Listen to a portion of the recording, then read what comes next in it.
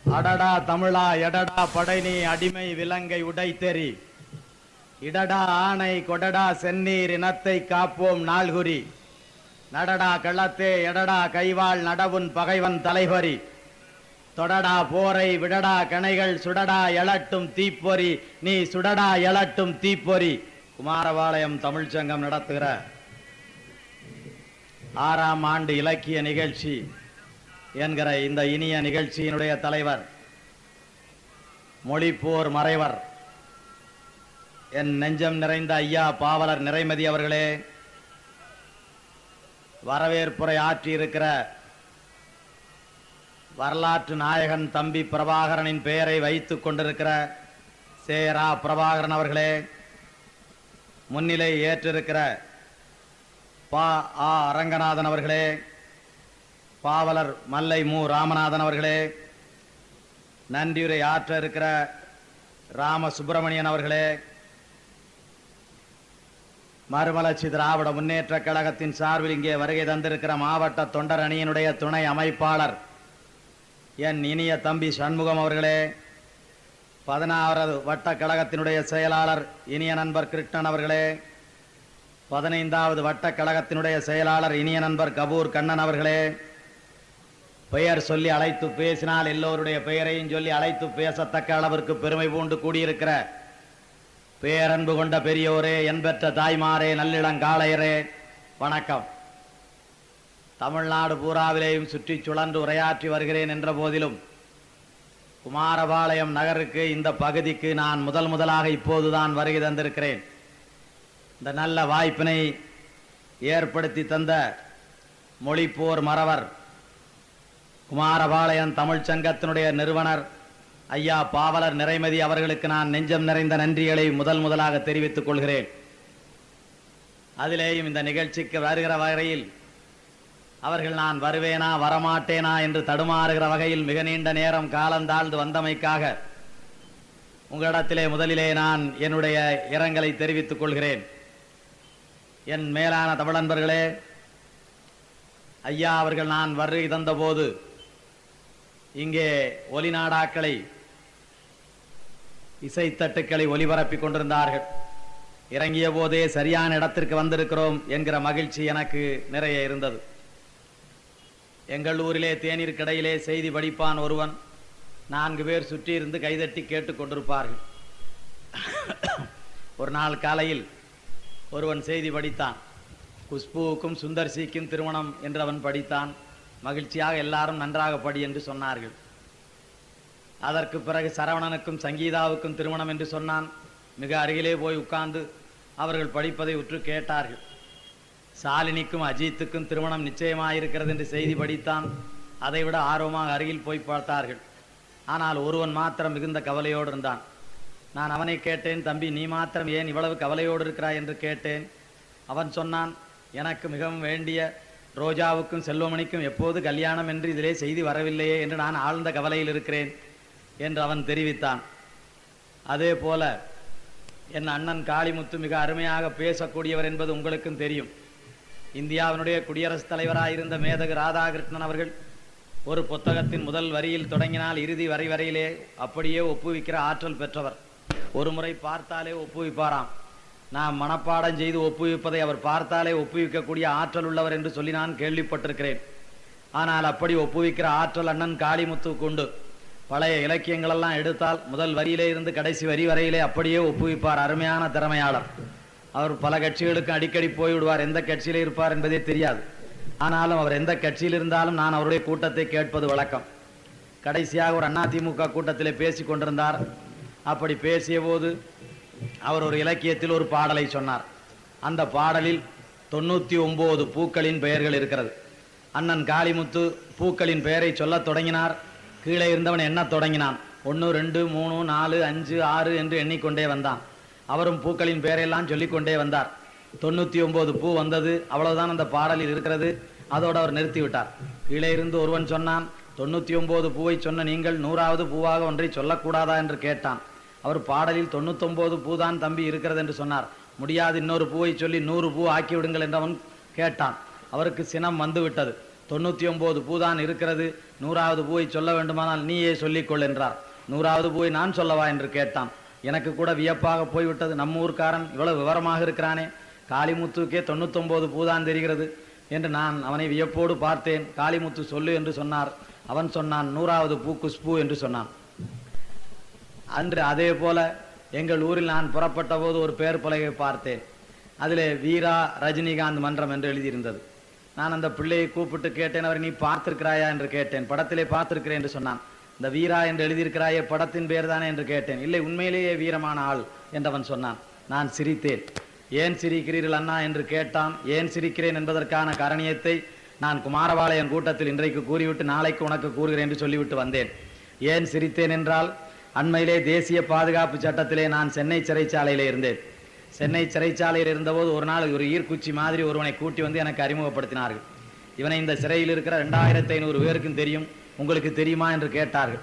பார்த்தால் பாவமாக இருந்தான். இவனை போய் 2500 பேருக்கும் தெரியுமா, என்ன சாதித்தான் என்று கேட்டேன்.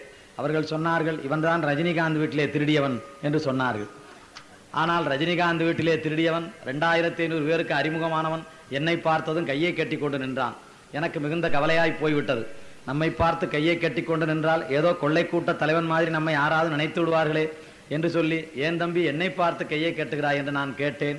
அவன் சொன்னான், ஒன்றும் பெரிய செய்தி இல்லை அண்ணா, நான் உங்கள் ஊர்க்காரன் தான், நானும் புதுக்கோட்டை தான் என்று சொன்னான். அப்புறம் பக்கத்திலே கூப்பிட்டு உட்கார வைத்த அவனிடத்திலே நான் செய்தி கேட்டேன்.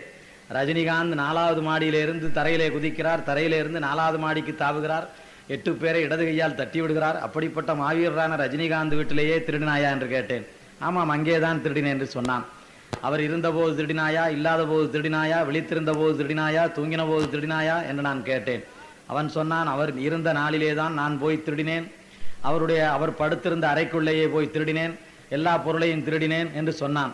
நான் கேட்டேன், தம்பி உனக்கு பயமாக இல்லையா என்று கேட்டேன். மெதுவாக பூனை நடந்தது மாதிரி நடந்து போனேன், ஒலி எழாமல் நடந்து போனேன், சத்தம் போடாமல் நடந்து போனேன். மெதுவாக எல்லா பொருளையும் எடுத்து பொட்டலமாக கட்டி கொண்டேன்.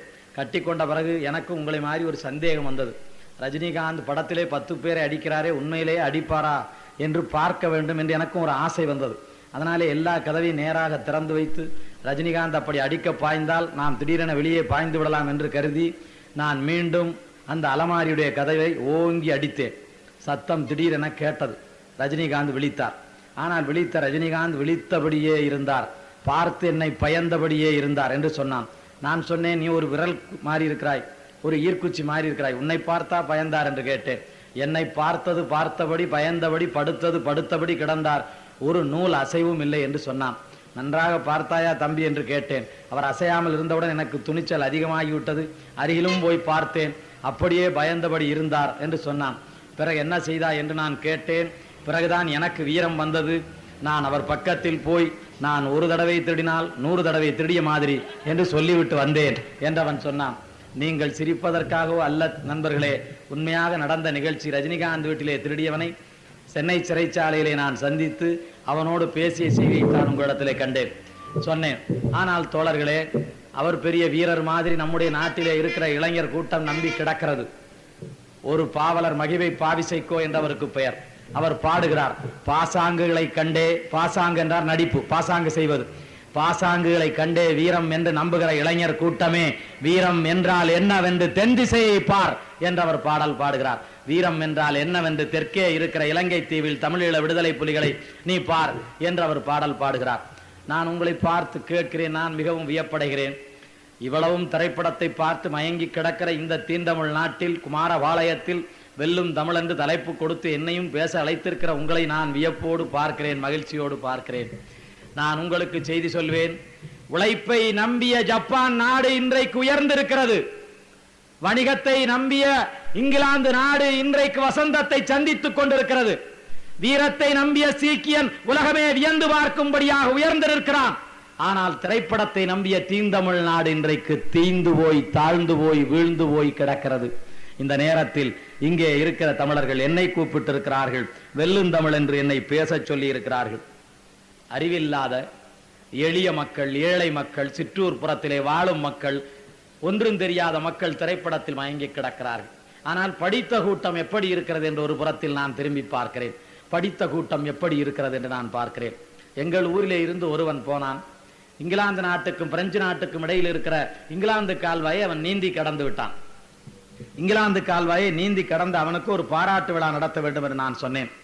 திண்டிவன ராமமூர்த்தி நடத்தக்கூடாது என்று சொன்னார். நான் கேட்டேன், திண்டிவன ராமமூர்த்தி அவர்களே, இங்கிலாந்து கால்வாயே அவன் நீந்தி கடந்து விட்டான், நம்மூர்காரன், அவனுக்கு ஒரு பாராட்டு விழா நடத்தலாம், அது நல்லது என்று சொன்னேன். ஏற்கனவே இலங்கைக்கும் இந்தியாவுக்கும் இடையில் இருக்கிற கடலை குற்றாலீஸ்வரன் நீந்தி கடந்த போது இலங்கை அரசு அவனை பாராட்டியது, வாழ்த்தியது. இந்திய அரசு அவனை பாராட்டியது, வாழ்த்தியது. அதுபோல இந்த தம்பி, எங்கள் ஊர் தம்பி, இங்கிலாந்து கால்வாயை கடந்திருக்கிறான், இங்கிலீஷ் சேனல் அதை கடந்திருக்கிறான், அவனுக்கு பாராட்டு நடத்த வேண்டும் என்று நான் சொன்னேன். திண்டிவன ராமமூர்த்தி சொன்னார், நீங்கள் நன்றாக உசாவாமல், நன்றாக கேட்காமல் இப்படி சொல்கிறீர்கள், நன்றாக விசாரித்து விட்டு சொல்லுங்கள் என்று சொன்னார். என்ன விசாரிக்க வேண்டும் என்று கேட்டேன். அவன் என்ன படித்திருக்கிறான் என்று கேளுங்கள் என்று சொன்னார். ஒன்றும் படிக்கவில்லை, கட்டவர்கள் பரட்டுகிறவன், அவன் 1வது கூட படிக்கவில்லை. ஆங்கிலமே படிக்காமல் ஆங்கில கால்வாயை நீந்த முடியாது என்று இன்றைக்கு அறிவாளிகள் சொல்லுகிறார்கள். நீந்துவதற்கு நீச்சல் மாத்திரமே போதும், நீந்துவதற்கு ஆங்கிலம் தேவையில்லை என்கிற அடிப்படை உண்மை கூட அந்த படித்த மேதாவிகளுக்கு தெரியவில்லை. அப்படி சொன்னால் அது உண்மையா என்று கேட்பார்கள். உங்களுக்கு உங்கள் கண் முன்னாலே ஒரு உண்மையை நான் சொல்ல முடியும். இந்த குமாரபாளையத்திலே, இங்கே வழக்கறிஞர்கள் இருந்தால் என்னை மன்னித்துக் கொள்ளுங்கள், இந்த குமாரபாளையத்திலே ஒரு 100 வழக்கறிஞர்கள் இருப்பார்கள். எல்லாரும் இன்றைக்கு நீதிமன்றத்திற்கு போகிற போது அந்த கருப்பு குப்பாயம், கருப்பு கோட்டு போட்டு கொண்டு போவார்கள், கருப்பு கழுத்து கட்டி, கருப்பு டை கட்டி கொண்டு போவார்கள். அவர்களை பார்த்து இதை எதற்காக நீங்கள் போட்டிருக்கிறீர்கள் என்று கேளுங்கள்.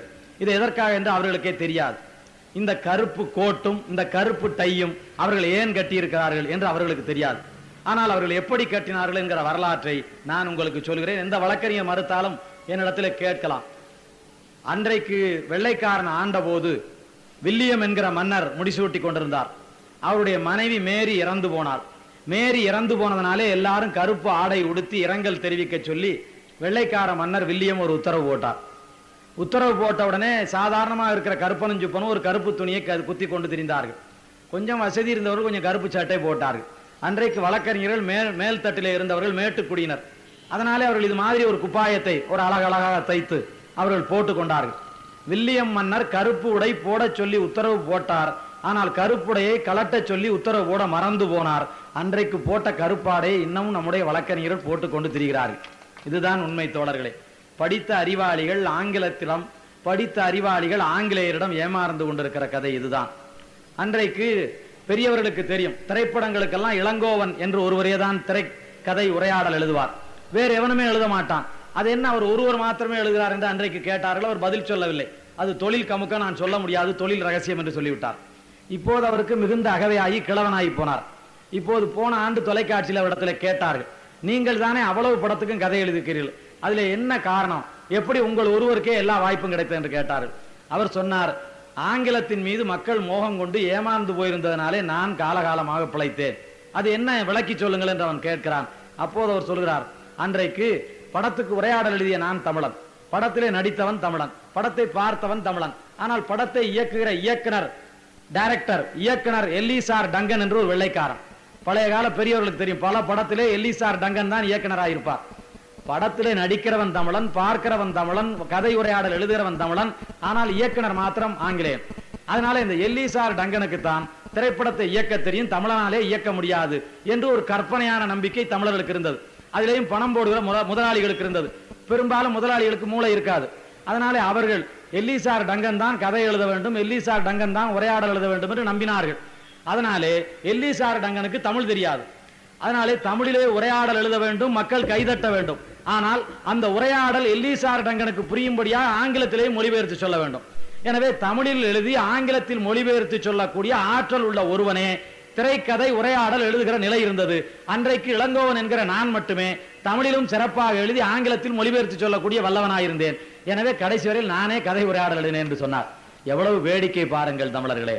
இன்றைக்கு நம் ஊரில் இருந்து குமாரபாளையத்திலிருந்து ஒரு சின்ன பையன் போனால் ஒரு 4 ஆண்டு முயற்சி செய்தால் நாளைக்கு இயக்குனராய் வந்து விடலாம். ஆனால் அன்றைக்கு எல்லிசார் டங்கன் என்கிற ஒருவன் தான் இயக்குனராய் இருக்கலாம் என்று மக்கள் மயங்கி கிடந்தார்கள். ஏன் இந்த 3 செய்தியையும் சொல்கிறேன் என்று சொன்னால், ஆங்கிலத்தின் மேல் இருக்கிற காதல் இது மாதிரியான மயக்கத்தின் அடிப்படையிலே தானே தவிர அதிலே எந்த விதமான உண்மையும் கிடையாது என்பதை உங்களுக்கு சொல்வதற்காகத்தான் இந்த செய்திகளை நான் சொன்னேன். நான் இப்போது உங்களிடத்திலே தெளிவாக நல்ல செய்திகளை சொல்வேன். நீங்கள் எவ்வளவு நேரம் என் பின்னால் வருகிறீர்களோ அவ்வளவு நேரம் நல்ல செய்திகளை சொல்வேன். இறுதியாக வவுனியா காட்டிற்கு போவேன். வவுனியா காட்டு போர்க்களத்து காட்சிகளை உங்கள் முன்னாலே படம் பிடித்து காட்டுவேன்.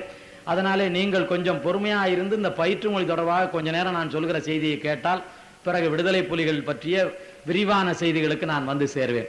என் மேலான தமிழ் மக்களே, இந்த தமிழ் எப்படிப்பட்டது என்று மாத்திரம் தெரிந்து கொள்ளுங்கள். இந்த தமிழ் எப்படிப்பட்டது? உலகத்தில் முதலாக மூச்சு விட தொடங்கிய மாந்தன் பேசிய பேச்சு தமிழ். அது எப்படி மூச்சு விட தொடங்கிய மாந்தன் பேசிய பேச்சு? இதுதான் முதலாக பேசியது என்று எப்படி சொல்கிறேன் என்று கேட்டால் ஒரு கதை மாதிரி உங்களுக்கே தெரியும். நீங்கள் எண்ணி பாருங்கள். ஒரு மரத்திலே ஒரு காக்காய் உட்கார்ந்து இருக்கிறது. அந்த காக்காயை முதலாக மனிதன் பார்க்கிறான். ஒரு பேச தெரியாத மனிதன் பார்க்கிறான். ஒன்றும் தெரியாத மனிதன் பார்க்கிறான். காக்காயை பார்த்து அடுத்தவனுக்கு காட்டுகிறான். பாருது, அது காகா என்று கத்துகிறது. காகா காகா என்று சொல்கிறான். காகா காகா காகா காக்கை என்று சொன்னான். மரத்தின் மேலே குரங்கு உட்கார்ந்து இருக்கிறது. அது குர் குர் குர் குர் என்று கத்துகிறது. குர் குர் என்றது குரங்கு. கீர் கீர் கீர் கீர் என்று கத்துகிறது. அது கீரி. காகா என்றது காக்கை, குர் குர் என்றது குரங்கு, கீர் கீர் என்றது கீரி, கிக்கி என்றது கிளி, குக்கு என்றது குயில்.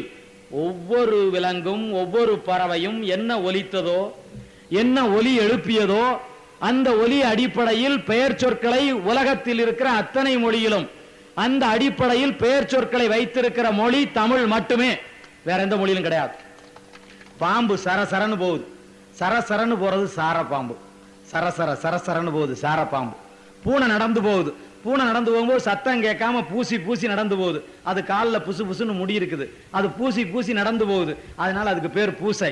இன்றைக்கும் திருநெல்வேலி மாவட்டத்தில் பூனை என்று சொல்ல மாட்டார்கள். அதை பூசை என்று தான் சொல்வார்கள். பூசை தான் பூனை ஆனது. பூசி பூசி நடந்து போறது பூசை. அது பூனை ஆனது. பூசை அதுதான் ஆங்கிலத்திலே புஷ் ஆனது. நம்முடைய தமிழ் தான், வேற ஒண்ணும் இல்ல. பூசை தான் இங்க புஷ் ஆகி போச்சு. எனவே ஒவ்வொரு விலங்கும் ஒவ்வொரு பறவையும் என்ன ஒலி எழுப்பியதோ அந்த ஒலி அடிப்படையில் சொற்கள் பிறந்தது தமிழிலே. அதனால தமிழ் தான் முதல்ல பிறந்த மொழி. ஏன் இன்னும் நீங்களே பாருங்களேன். ஒருவன் படுத்து கிடக்கிறான், நல்ல கொரட்டை விட்டு தூங்குறான். அவன் கொரட்டை விடும்போது அந்த கொரட்டை குர் குர் குர்னு சத்தம் வருது. அது கொரட்டை. அவன் சளி பிடிக்குது, துப்புறான். அப்ப கார் கார்னு காரி துப்புறான். காருதல். குர்ரு குர்ரு கொரட்டை, கார் கார் காருதல் எல்லாம் ஒலி அடிப்படை. நல்லா 8 இட்லிக்கு பதிலாக 14 இட்லி தின்றான். தின்னோன்னா குடல் நிரம்பி போயிருது. ஒரு ஒலி வருது. என்ன ஒலி வருது? அது ஏப்பம். ஏவ் என்றது ஏப்பம், கார் என்றது காருதல், குர் என்றது குரட்டை. எல்லாம் ஒலி அடிப்படையில். உலகத்தில் எல்லா இடங்களிலேயும் 14 இட்லி தின்றவன் ஏவ் என்றுதான் ஏப்பம் விடுகிறான். அவன் ஆங்கிலத்திலேயே ஜெர்மனியிலேயே ஏப்பம் விடல. எனவே நம்முடைய சொற்கள் முதலாக மாந்தன் பேசிய சொற்கள். மாந்தன் பேசிய சொற்களே தமிழ் சொற்களாக இருப்பதனாலே தமிழ் தான் உலகில் முதல் மாந்தன் பேசிய பேச்சால். சரி, இதற்கு என்ன எடுத்துக்காட்டு? நீங்களே சொல்லக்கூடாது, எடுத்துக்காட்டு சொல்லுங்கள் என்று கேட்டால், இதை உலகத்தில் இருக்கிற ஏறத்தாழ இன்றைக்கு 200 நாடுகள் இருக்கிறது. அதில் 100 நாட்டு அறிஞர்கள் தமிழ்தான் மூலமொழி என்று ஒப்புக்கொள்கிறார்கள். 100 நாட்டு அறிஞர்கள், 200 நாட்டுல 100 நாட்டு அறிஞர்கள் தமிழ்தான் முதல் மொழி என்று ஒப்புக்கொள்கிறார்கள்.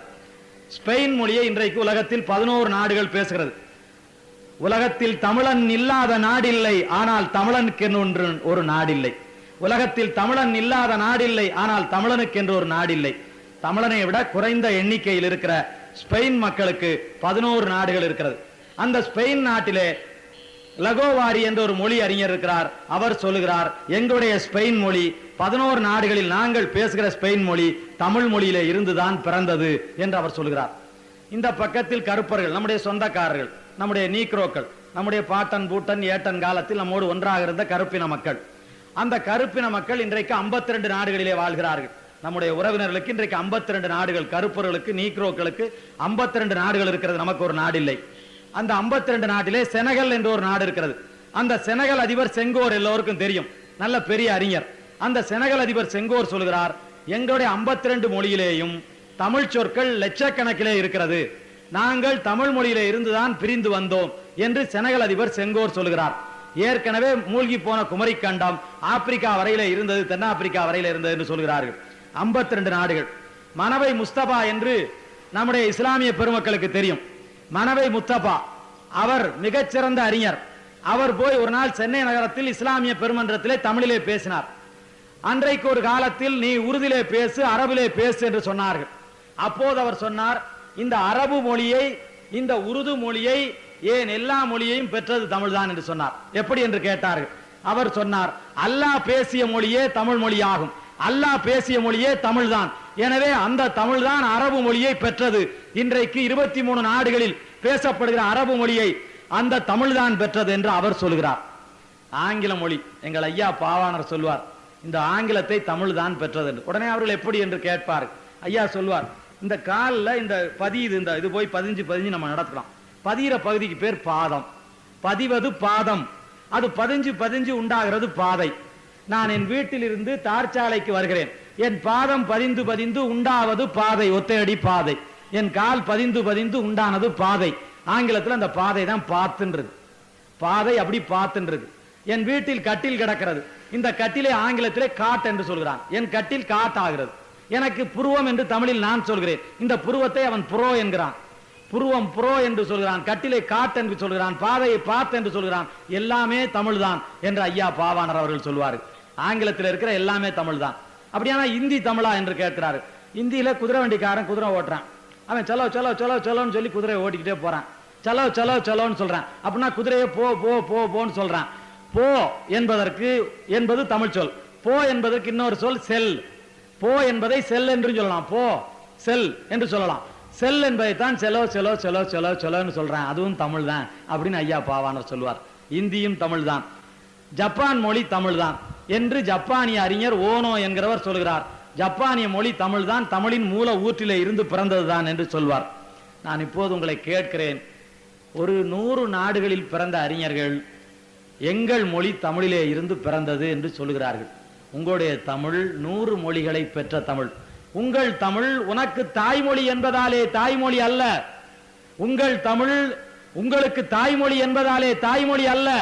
உங்கள் தமிழ் எல்லா மொழிகளையும் பெற்ற தாய்மொழி என்பதாலே தாய்மொழியானது. உனக்கு தாய்மொழி என்பதால் மட்டுமல்ல, பல 100 மொழிகளை பெற்று போட்ட தாய்மொழி என்பதாலே தாய்மொழியானது. அப்படிப்பட்ட உயர்ந்த மொழி உன்னுடைய தமிழ். பக்கத்திலே இருக்கிற தெலுங்கு, பக்கத்திலே இருக்கிற கன்னடம், பக்கத்திலே இருக்கிற மலையாளம் எல்லாத்தையும் ஒரு முறை திரும்பி பாருங்கள். சொல்லு கூறு என்று சொல்வதற்கு தமிழிலே எவ்வளவு சொற்கள்! அறை, இயம்பு, இசை, உரை, எண், ஓது, கிளத்து, கூறு, பண்ணு, பணுவு, புகழ், பேசு, செப்பு, இவ்வளவு சொற்கள் தமிழ்ல இருக்கு. இவ்வளவு சொற்கள் தமிழில் இருக்கிறது. சொல்லுடான்னு சொல்றதுக்கு இவ்வளவு சொல் இருக்கு. இதுல ஒரு சொல்ல அவன் எடுத்துக்கிறான் மலையாளத்துல. அவன் ஒரே ஒரு சொல்ல எடுத்துக்கிறான், பறை, எண்ட பறை, என்கிட்ட சொல்லு. பறைங்கிற ஒரு சொல்ல எடுத்துக்கிட்டு அது மலையாளமா போச்சு. என்கிட்ட செப்பு அப்படின்னு சொன்னது தெலுங்கா போச்சு. என்கிட்ட கிளை அப்படின்னு சொன்னது கன்னடமா போச்சு. உங்களுடைய தமிழில ஒரு 20 சொல் இருக்கு, 19 சொல். சொல் என்பதற்கு 19 சொல் இருக்கிறது. அதுல ஒரு சொல்லை எடுத்துக்கொண்டு அவன் மலையாளமாக, இன்னொரு சொல்லை எடுத்துக்கொண்டு அவன் கன்னடமாக, இன்னொரு சொல்லை எடுத்துக்கொண்டு அவன் தெலுங்காக போய்விட்டான். உனக்கு வீடு இருக்கிறது, மனை இருக்கிறது, இல்லம் இருக்கிறது, குடில் இருக்கிறது, இதெல்லாம் உன்னுடைய வீடு என்பதற்கு இத்தனை சொல் இருக்கிறது. அதுல மனைங்கிற ஒரு சொல்ல மட்டும் அவன் எடுத்துக்கிறான். மனைன்னு சொன்னா அது கன்னடம், இல்லுன்னு சொன்னா அது தெலுங்கு, குடின்னு சொன்னா அது மலையாளம். உன்னிடத்துல 4 சொல் இருக்கு, அவன் ஒன்னொன்னு எடுத்துக்கிட்டு வேற மொழியா போயிட்டான். இந்த பக்கத்தில் உலகத்தில் இருக்கிற மொழிகளை பெற்றது மாத்திரமில்லை, இந்த பக்கத்தில் இருக்கிற நமக்கு பக்கத்தில் இருக்கிற மொழிகளையும் பெற்றது இந்த தமிழ் மொழிதான். அப்படிப்பட்ட தமிழ் உங்கள் கையில் சிக்கி சின்னா பின்னமாய் கொண்டிருக்கிறதே. தமிழே, நீ செய்த பாவம் தமிழனுக்கு தாய்மொழியாக வாய்த்தது மாத்திரம்தான் என்றொரு புலவன் பாட்டு பாடுகிறான். தமிழே, நீ செய்த பாவம் தமிழனுக்கு தாய்மொழியாக வாய்த்தது மாத்திரம்தான் என்று பாடுகிறான். சரி, தமிழை இந்த நாட்டு அறிஞர்கள், உலக அறிஞர்கள் எப்படியெல்லாம் கொண்டாடுகிறார்கள். நம்முடைய தம்பி அருமையாக சொன்னார்கள், உலகத்தில் உயர்ந்த நீர்வீழ்ச்சி நயக்காரா நீர்வீழ்ச்சி. அந்த நயக்காரா நீர்வீழ்ச்சியிலே போய் அப்படி அண்ணாந்து பார்த்தால் வருக வருக என்று தமிழிலே எழுதி வைத்திருக்கிறான். அவ்வளவு உயரமான நயக்காரா நீர்வீழ்ச்சியிலே வருக வருக என்று எழுதி வைத்திருக்கிறான். அங்கே ஒரு சுற்றுலா அலுவலகம் இருக்கிறது. அங்கே போய், என்னையா இந்த நாட்டில் தமிழர்களே இல்லையே, வருக வருக என்று எழுதி வைத்திருக்கிறீர்களே என்று கேட்டால் அவன் சொன்னான், உலகத்தில் உயரமான நீர்வீழ்ச்சி நயகாரா நீர்வீழ்ச்சி. நாங்கள் உலகத்தில் உயரமான இந்த நீர்வீழ்ச்சியில் உலகத்தில் உயர்ந்த மொழியில் வருக வருக என்று எழுத வேண்டும் கேட்டோம். அவர்கள் உலகத்தில் உயர்ந்த மொழி தமிழ், அதிலே வருக வருக என்று எழுத சொன்னார்கள், அதனாலே எழுதியிருக்கிறோம் என்று அவன் சொல்கிறான். உங்கள் மொழி உலகத்தில் உயர்ந்த மொழி என்று அவன் தெரிந்து அவன் அங்கே எழுதி வைத்திருக்கிறான். சிலோ பாப் என்று ஒரு ஜெர்மானிய அறிஞர், அவர் எல்லா அலுவலும் முடித்து வீட்டுக்கு ஓய்வு பெற்று போகிறார். அவருக்கு அவர்கள் பாராட்டு விழா நடத்துகிறார்கள். அவர்கள் லத்தீன் மொழியிலே அவருக்கு பாராட்டு சொன்னார்கள். அவர் எழுந்து சொன்னார், நீங்கள் லத்தீன் மொழியிலே ஏன் எனக்கு பாராட்டு சொல்கிறீர்கள் என்று கேட்டார்கள். அவர்கள் சொன்னார்கள், லத்தீன் தான் பழைய மொழிகளில் ஒன்றாக இருக்கிறது, அதனால லத்தீன் மொழியிலே பாராட்டு சொன்னோம் என்று சொன்னார்கள். சிலோபாப் எழுந்து சொன்னார், நான் ஒரு ஜெர்மானியன், எனக்கு நீங்கள் லத்தீன் மொழியிலே பாராட்டு சொன்னீர்கள், லத்தீன் மொழி பழைய மொழி என்று சொன்னீர்கள், ஆனால் லத்தீன் மொழி என்கிற அந்த பழைய மொழி உள்பட எல்லா மொழியையும் பெற்று போட்ட தமிழ் என்கிற மூத்த மொழியில் உங்களுக்கு நான் நன்றி சொல்வேன் என்று சிலோபாப் சொன்னார். அவர் ஒரு மொழி ஆய்வாளர். அதனாலே எல்லா மொழியையும் பெற்று போட்ட அந்த தமிழ் மொழியிலே நான் உங்களுக்கு நன்றி சொல்கிறேன் என்று சிலோபாப் அன்றைக்கு சொன்னார் என்கிற செய்தியை கேட்கிற போது மிகுந்த வியப்பாக இருக்கிறது. நான் உங்களை பார்த்து கேட்கிறேன், இந்தியாவிலே அம்பேத்கர் அவர்களை உங்களுக்கு தெரியும். அம்பேத்கர் எழுதுகிறார், இந்தியா முழுவதிலேயும் வாழ்ந்தவர்களுக்கு பேர் நாகர்கள். இந்தியா முழுவதிலும் வாழ்ந்தவர்களுக்கு பேர் நாகர்கள். அவருடைய மொழி தமிழ் மொழி. இந்தியா பூராவும் தமிழ் பேசுகிறவன் தான் வாழ்ந்தான், அவன் பெயர் நாகன் என்று சொன்னார். இப்போதும் நான் பார்க்கிறேன், சோட்டா நாக்புரி சொல்லுகிறார்கள். அப்படின்னா சோழ நாகபுரி, அதான் சோட்டா நாகபுரி என்று இப்போது வடநாட்டில் இருக்கிறது. சோட்டா நாக்பூர் என்பது சோழ நாகபுரி. சோட்டா கணவாய் அது சோழன் கணவாய். நாக்பூர் நாகபுரி இதெல்லாம் வடநாட்டில் இருக்கிறது. தமிழர்கள் நாக வழிபாடு கொண்டவர்கள். அதனாலேதான் நாகப்பட்டினம், நாகர்கோயில், நாகூர் என்று நாகம் நாகம் நாக கன்னிகை, நாகதேவி, நாகம்மா, நாகம்மை, நாகப்பன் என்பதெல்லாம் தமிழ்நாட்டிலே. ஏனென்றால் முதலாக நாக வழிபாடு செய்தவன் இவன் நாகன் என்று அழைக்கப்பட்டான்.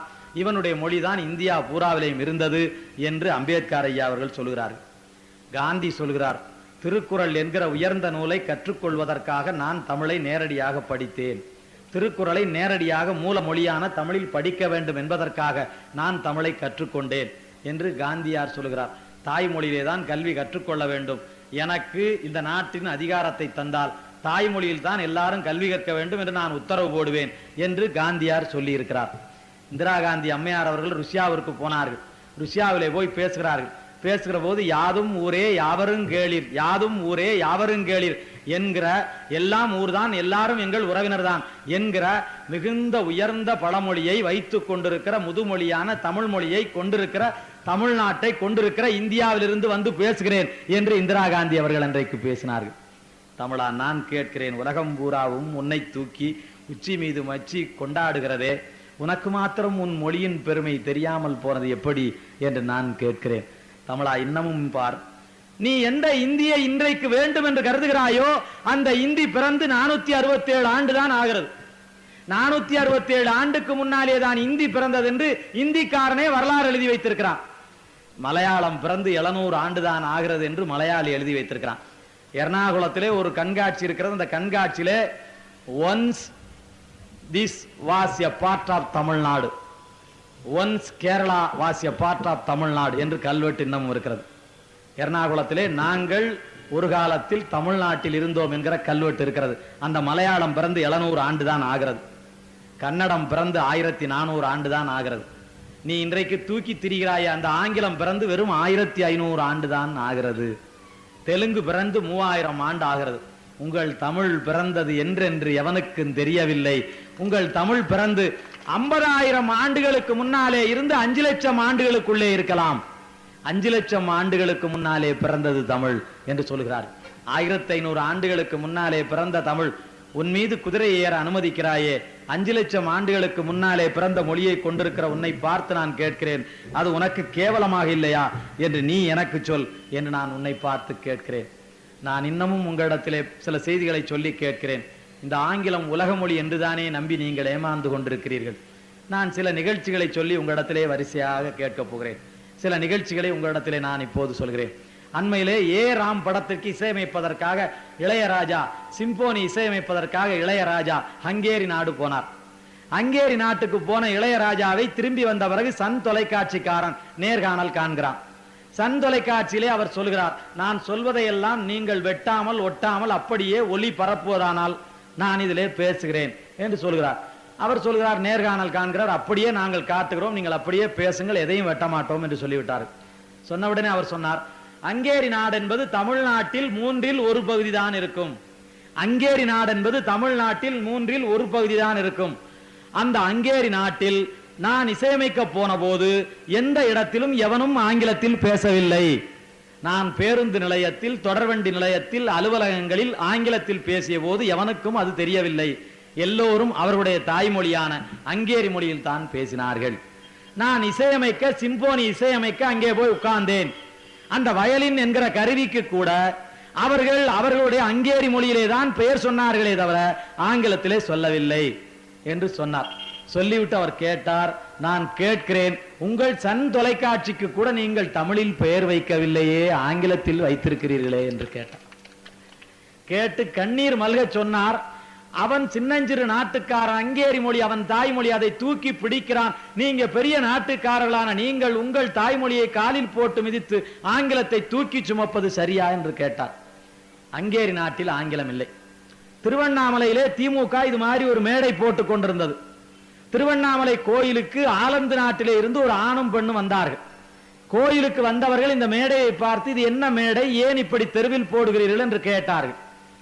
இவர்கள் சொன்னார்கள், தாய்மொழியான தமிழ் மொழியை 1ஆவதுல இருந்து 5ஆவது வரையில ஆனாவண்ணா சொல்லிக் கொடுப்பதற்காக தமிழ் மக்களிடத்திலே வேண்டுகோள் வைக்க போகிறோம் என்று சொன்னார்கள்.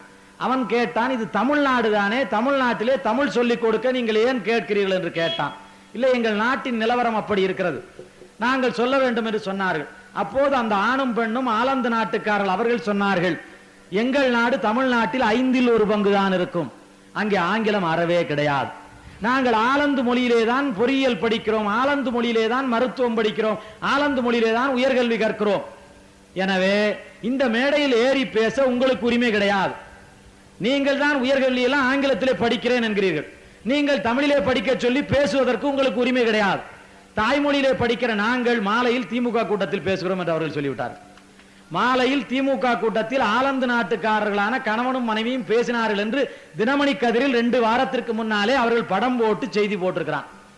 ஆலந்து நாட்டிலே ஆங்கிலம் இல்லை, ஹங்கேரி நாட்டிலே ஆங்கிலம் இல்லை, ஆலந்து நாட்டிலே ஆங்கிலம் இல்லை. சுவிட்சர்லாந்து நாட்டுக்கு சுபவீரபாண்டியன் என்கிற பேராசிரியர், மிகச்சிறந்த எழுத்தாளர், பேச்சாளர், ராமசுப்பையா என்கிற திராவிட இயக்கத்து தலைவருடைய பிள்ளை, திரைப்பட இயக்குனர் SP முத்துராமன் தம்பி, அவர் சுவிட்சர்லாந்து நாட்டுக்கு போனார்.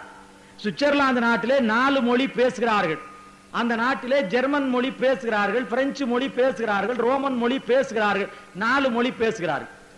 4 மொழிக்கு ஒரு இணைப்பு மொழியாக ஆங்கிலம் இருக்கிறதா என்று கேட்டால், எதற்கு இணைப்பு மொழி என்று அவர்கள் கேட்டார்கள்.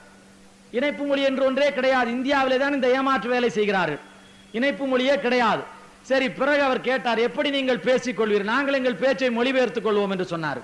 எப்படி மொழிபெயர்த்துக் கொள்வீர்கள் என்று கேட்டார். ஒரு நாற்காலின் அந்த பக்கத்தில் இருக்கிறவன் பிரெஞ்சிலே பேசினால், இந்த பக்கத்தில் இருக்கிறவன் ஜெர்மனியிலே பேசுவான். 2 பேரும் காதிலே நீங்கள் பார்க்கலாம், பாராளுமன்றத்திலே காதிலே செருகிக் கொண்டிருப்பார்கள். பாராளுமன்றத்திலே வாஜ்பாய் இந்தியிலே பேசினார், இவருடைய காதிலே ஆங்கிலத்திலே கேட்கும்.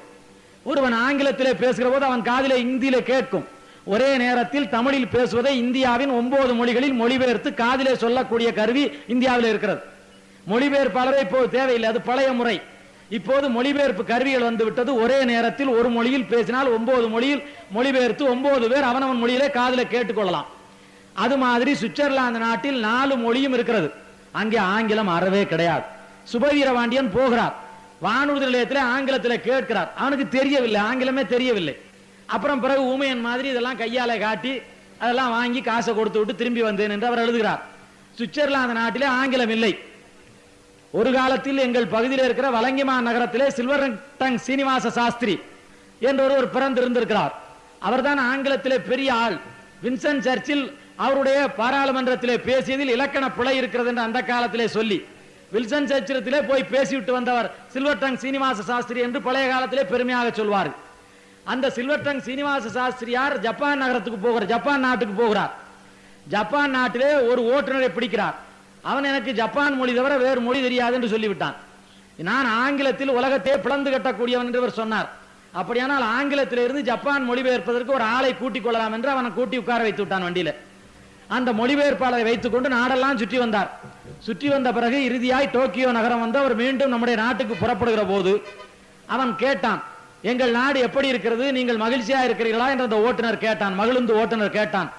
அந்த மகிழுந்து ஓட்டுநர் கேட்டபோது அவர் சொன்னார், எல்லாம் மகிழ்ச்சியா இருந்தது, மிகவும் நன்றா இருக்கிறது, ஜப்பானை பார்க்க அழகா இருக்கிறது, பேர் அழகா இருக்கிறது, ஆனால் ஒரே ஒரு வருத்தம் என்று சொன்னார். என்ன வருத்தம் என்று அவன் கேட்டான். அப்போது அவர் சொன்னார், உங்கள் நாட்டில் ஆங்கிலம் இல்லையே என்று அவர் கேட்டார். அவன் சொன்னான், சில்வர் டங் சீனிவாச சாஸ்திரிக்கு மாத்திரமில்லை, இங்கே இல்ல தமிழர்கள் அத்தனை பேருக்கும் கன்னத்தில் அறிந்தது போல செருப்பால் அடித்தது போல பதில் சொன்னான். என்ன சொன்னான் தெரியுமா? வெள்ளைக்காரன் எங்கள் நாட்டை ஆளவில்லை, இனிமேல் ஆள போவதும் இல்லை, எனவே எங்களுக்கு ஆங்கிலம் தேவையில்லை. வெள்ளைக்காரன் எங்களை ஆளவில்லை, இனி ஆள போவதும் இல்லை, எனவே எங்களுக்கு ஆங்கிலம் தேவையில்லை. இந்த தமிழ்நாட்டை ஏற்கனவே வெள்ளைக்காரன் ஆண்டிருக்கிறான். இந்த அடிமைகள் மீண்டும் அவனை ஆள அழைப்பார்கள் போல் இருக்கிறது. அதனாலே தான் அவனுக்கு பிறந்த பிள்ளைகள் மிச்சமாக இருக்கிறவர்கள் ஆங்கிலம் வேண்டும் வேண்டும் வேண்டும் என்று இங்கே சொல்லிக் கொண்டிருக்கிறார்கள். நீங்கள் பாருங்களேன், இந்த முண்டைமொழி ஷோ இந்த மண்ணில் 70 விழுக்காடு திராவிட இயக்கம் என்று சொல்கிறார்கள். திராவிடர் கழகம், திராவிட முன்னேற்ற கழகம், அனைத்து இந்திய அண்ணா திராவிட முன்னேற்ற கழகம், மறுமலர்ச்சி திராவிட முன்னேற்ற கழகம், 170 பேர் திராவிட இயக்கத்தில் இருக்கிறார்கள். அவர்கள் அண்ணா சாலை என்று சென்னை நகரத்தினுடைய மைய சாலைக்கு பெயர் வைத்திருக்கிறார்கள். அண்ணாவை போல் மாந்தநேயம் உள்ளவர், அண்ணாவை போல் அமைதியானவர், அண்ணாவை போல் அடக்கமானவர், அண்ணாவை போல் அன்பானவர் ஒருவரை பார்க்க முடியாது. ஆனால் அவரையே இந்த முண்டைமொழி ஷோ ஏற்றுக்கொள்ள மாட்டேன் என்கிறான். அண்ணா சாலை என்று நான் போட மாட்டேன், மவுண்ட் ரோடு என்று தான் போடுவேன் என்கிறான். நான் கேட்டேன், மவுண்ட் என்பது யார் பெயர் என்று. அது வெள்ளைக்காரன் பெயர் என்றார்கள். நான் பிறகு விட்டு விடுங்கள், அவன் வெள்ளைக்காரனுக்கு பிறந்தவன், அந்த பெயரைத்தான் போடுவான் என்று சொல்லிவிட்டேன். நான் உங்களிடத்தில் கேட்கிறேன், மேலான தமிழ் மக்களே, அவன் இன்றைக்கும் சொல்லுகிறான் ஆங்கிலம்தான் இந்த மண்ணில் இருக்க வேண்டும் என்கிறான், கோயிலிலே சமஸ்கிருதம் தான் இருக்க வேண்டும் என்கிறான். நாங்கள் கேட்டோம், அட உனக்காவது சமஸ்கிருதம் தெரியுமா என்று கேட்டோம். அவன் சொல்கிறான் எனக்கும் சமஸ்கிருதம் தெரியாது என்கிறான். அவனுக்கும் தெரியாது, எவனுக்கும் தெரியாது, ஆனால் அதுதான் இருக்க வேண்டும் என்கிறான். அந்த காலத்தில் ஒருவன் சொன்னான், மன்னருக்கு பக்கத்திலே உட்கார்ந்திருந்தான். அந்த மன்னர் அப்போதுதான் அந்த புறத்திலே இருந்து வந்திருக்கிறார். அந்த புறத்தில் கருப்பனாய் இருக்கிற நம்முடைய மன்னர் சிவப்பு தோலை பார்த்து விட்டு வந்ததாலே பக்கத்திலே இருந்த இவன் அவரை பார்த்து சொல்கிறான், மன்னா அதோ ஆகாயத்திலே ஒரு தேவதை ஆடி ஆடி வருகிறாளே, தெரிகிறதா? அறிவாளிக்குத்தான் அது தெரியும் என்று சொன்னான். மன்னன் பார்த்தான், தெரியாதென்றால் அறிவாளி இல்லை என்கிறான் என்று சொல்லி தெரிகிறது என்று சொல்லிவிட்டான். மன்னனுக்கு ஒரு சந்தேகம், நாம் தெரிகிறது என்பதோடு விட்டு விட்டால் இந்த மந்திரி ஏதாவது குறுக்கே பூந்து கெடுத்து விடுவான் என்று சொல்லி மந்திரியையும் இதில் இழுத்து போட வேண்டும் என்று சொல்லி மந்திரி உங்களுக்கு தெரிகிறதா என்று கேட்டான். மந்திரி பார்த்தார், இவன் அந்த புறத்திலே இருந்து வந்திருக்கிறான், இவனுக்கு தெரிகிறது என்று வேறு சொல்லிவிட்டான். இல்லை, அப்படி ஒன்றும் இல்லை என்று சொன்னால் நம்முடைய கழுத்து போய்விடும், அதனாலே நாமும் சொல்லிவிடுவோம். அதிலேயும் மந்திரி என்பவன் வருமுன் உரைக்க வேண்டும், அமைச்சன் வருமுன் உரைப்பவன். அதனாலே அமைச்சன் என்று சொன்னான், மன்னா ஆகாயத்திலே தேவதை ஆடி ஆடி வருவது மாத்திரம்தான் உங்களுக்கு தெரியுது, எனக்கு ஆகாயத்திலே தேவதை ஆடி ஆடி வருவதும் தெரிகிறது, அதற்கு பின்னாலே குட்டி தேவதைகள் அம்மனமாய் வருவதும் கூட தெரிகிறது மன்னா என்று அவன் சொன்னான். அப்படி நான் உங்களிடத்தில் கேட்கிறேன், அவர்கள் இன்றைக்கும் அவர்களுக்கும் தெரியாதான் சமஸ்கிருதம், எவனுக்கும் தெரியாது. ஏனென்றால் சமஸ்கிருதம் என்பது பிறக்கவே இல்லை. ஐயா பகவானர் சொல்றார், சமஸ்கிருதம் ஒரு மொழி பிறக்கவே இல்லை. அட உன்னை ஏமாற்றினானே, ஏதாவது இருப்பதை வைத்து ஏமாற்றினானா? பிறக்காத ஒன்றை வைத்து, இருக்காத ஒன்றை வைத்து, இல்லாத ஒன்றை வைத்து உன்னை ஏமாற்றி விட்டானே, உன்னை போல் முட்டாள் எவனும் இல்லை என்று ஐயா பகவானர் அவர்கள் சொல்லுவார். அது மாதிரி அவன் சமஸ்கிருதத்தை சொல்கிறான். நான் கூட பிஜேபி கட்சி, நான் மதிமுக இருக்கிறேன், கூட்டணி கட்சிக்காரர்களை கேட்டேன், நம்முடைய பாரதிய ஜனதா கட்சியின் வாஜ்பாயை கூட அவர் கேலி செய்கிறாரே, அவருக்கு போய் ஏனையா மேலவையில் இடம் கொடுத்தீர்கள் என்று கேட்டேன். அவர்கள் சுருக்கமாக சொல்கிறார்கள், பாராளுமன்றத்திலே ஏற்கனவே சுப்பிரமணிய சாமி என்ற ஒரு அரசவை கோமாளி இருந்தான், அவன் தோற்று போனான், இப்போது ஒரு அரசவை கோமாளியாக இருக்கட்டும் என்பதற்காகத்தான் சோவை நாங்கள் அமர்த்தி இருக்கிறோம் என்று அவர்கள் சொல்கிறார்கள். என் மேலான தமிழ் மக்களே, நான் உங்களை பார்த்து கேட்கிறேன், இப்போது நான் உங்களிடத்திலே சில நிகழ்ச்சிகளை சொல்லி கேட்டேன். ஜப்பான் நாட்டிலே ஆங்கிலம் இல்லை, உலகத்தில் அதிக மக்கள் தொகையை கொண்டிருக்கிற சீன நாட்டிலே ஆங்கிலம் இல்லை, அதற்கு பக்கத்தில் இருக்கிற கொரிய நாட்டிலே ஆங்கிலம் இல்லை, ஆலந்திலே ஆங்கிலம் இல்லை, ஹங்கேரியிலே ஆங்கிலம் இல்லை, பிரெஞ்சு நாட்டிலே ஆங்கிலம் இல்லை, ஜெர்மனியிலே ஆங்கிலம் இல்லை. உலகத்தில் இருக்கிற 200 நாடுகளில் 180 நாடுகளில் ஆங்கிலம் இல்லை. ஆங்கிலம் இணைப்பு மொழி என்பது பொய்யாகும். இது எப்படி என்றால், ஒவ்வொரு காலத்திற்கும் உங்களை ஒவ்வொரு மொழியை சொல்லி இது மாதிரி ஏமாற்றி இருக்கிறார்கள், அது மாதிரி தான் இப்போது ஏமாற்றுகிறார்கள். ஏற்கனவே இந்தியை சொன்னார்கள், இந்தி இணைப்பு மொழி என்று சொன்னார்கள், இந்தி தான் இந்தியாவிலே அதிகம் பேசப்படுவது என்று சொன்னார்கள். அப்போது நம்முடைய மறைமலடிகளார் வந்தார். மறைமலடிகள் வந்து கேட்டார், அட பாவிகளா, இப்படி நம்பலாமா? அந்த மொழியை நீங்கள் படிக்கலாமா? அந்த மொழியை படித்தால் என்ன ஆகும் என்று கேட்டார். என்ன ஆகும் என்று கேட்டார்கள். மறைமலடிகளார் சொன்னார், 1 2 3 4 5 6 7 8 9 10. தமிழில சொன்னால் மென்மையாக இருக்கிறது, தமிழ் இனிமையானது, இயற்கையாய் பிறந்தது, இனிமையானது, அதனால சொன்னால் இனிமையா இருக்கிறது. இந்தியில சொல்லிடானார். சொன்னா பத்தியாடா, சொல்லும் போதே ஏதோ அடிவயத்தை இழுத்து பிடிக்கிற மாதிரி இருக்குது. அப்புறம் தமிழ்ல இடது பக்கம் திரும்பு, வலது பக்கம் திரும்பு, மென்மையாக இருக்கிறது. அது இந்தியில சொல்லிடானார். அவன் சொன்ன ஆக்கப்பட்டேக்கா தைரிய மூட், ஆக்கப்பட்டேக்கா பாய மூட், வாய மூட் அப்படின்னா, பாத்தியா சொல்லும் போதே அது என்ன ஆகுது பாத்தியானார். அப்புறம் அவன் சொல்லுவேன், ஏ கியா ஹை, கவுன் ஹை, லட்கா ஹை, லட்கி ஹை, துமாரா நாம் கியா ஹை, ஹை ஹை ஹை ஹைம்பா. அவர் சொன்னார், குதிரை வண்டிக்காரன் மொழிடா, ஹை ஹைன்னுட்டே இருக்கான், குதிரை வண்டிக்காரன் ஹை ஹைன்னுட்டு இருப்பான், இது ஒரு குதிரை வண்டிக்காரன் மொழி அப்படின்னு சொல்லி மறைமலடியார் சொன்னாரு, இந்த மொழியை படித்தால் நீ மூச்சு திணறி செத்து போவாய், உனக்கு வாழ்நாள் குறைந்து போயிரும், இந்திய படிக்காத என்று சொல்லி இந்தி மாயத்திலே இருந்து நாம் விடுதலை செய்ய வேண்டியவர்களாக இருந்தோம். இந்தி மாயிலிருந்து இவர்களை விடுதலை செய்தோம். வடமொழி மாயையிலிருந்து விடுதலை செய்து, இந்தி மாயையிலிருந்து விடுதலை செய்து இப்போது கொண்டு வந்து நிறுத்தினால் இவர்கள் ஆங்கில மாயையிலே நிற்கிறார்கள். அன்றைக்கு இந்தி எப்படி அதிகம் பேர் பேசுகிற மொழி என்று சொன்னார்களோ அதுபோல் இன்றைக்கு ஆங்கிலம் அதிகம் பேசுகிற மொழி என்று சொன்னார்கள். அன்றைக்கு கண்ணியத்திற்குரிய காயிதே மில்லத் ரொம்ப அருமையாக கேட்டார். பாராளுமன்றத்தில் அவரை நன்றியோடு நாம் நினைவு கூற வேண்டும். ஐயா, கண்ணியத்திற்குரிய காயிதே மில்லத் கேட்டார், நீங்கள் இந்தியை எதற்காக வைத்திருக்கிறீர்கள்? நாங்கள் இந்தி அதிகம் பேர் பேசுகிற மொழி என்பதனாலே வைத்திருக்கிறோம். அந்த கணக்கு தவறு, இருந்தாலும் ஒப்புக்கொண்டே கேட்கிறேன். அதிகம் பேர் எண்ணிக்கை இருப்பத காரணத்தாலே அந்த மொழியை வைத்திருக்கிறீர்களா என்று கேட்டார். ஆம் என்று அவர்கள் சொன்னார்கள். காயிதே மில்லத் கேட்டார், இந்தியாவினுடைய தேசிய விலங்கு எது என்று கேட்டார். புலி என்று சொன்னார்கள். எதற்காக புலியை வைத்திருக்கிறேன் என்று கேட்டார். உடனே அவர்கள் சொன்னார்கள், புலி வலிமையானது என்று சொன்னார்கள். அப்போதே இந்தியாக்காரனுக்கு புலி வலிமையானது என்று தெரிந்திருக்கிறது. புலி வலிமையானது, அதனாலே வைத்திருக்கிறோம் என்று சொன்னார்கள். இப்போது போய் புலியை வேண்டாம் என்கிறவர்கள். அன்றைக்கு தான் நீங்கள் ஏற்றுக்கொண்டு விட்டீர்களே, இப்போ போய் வேண்டாம் சொல்ல முடியுமா?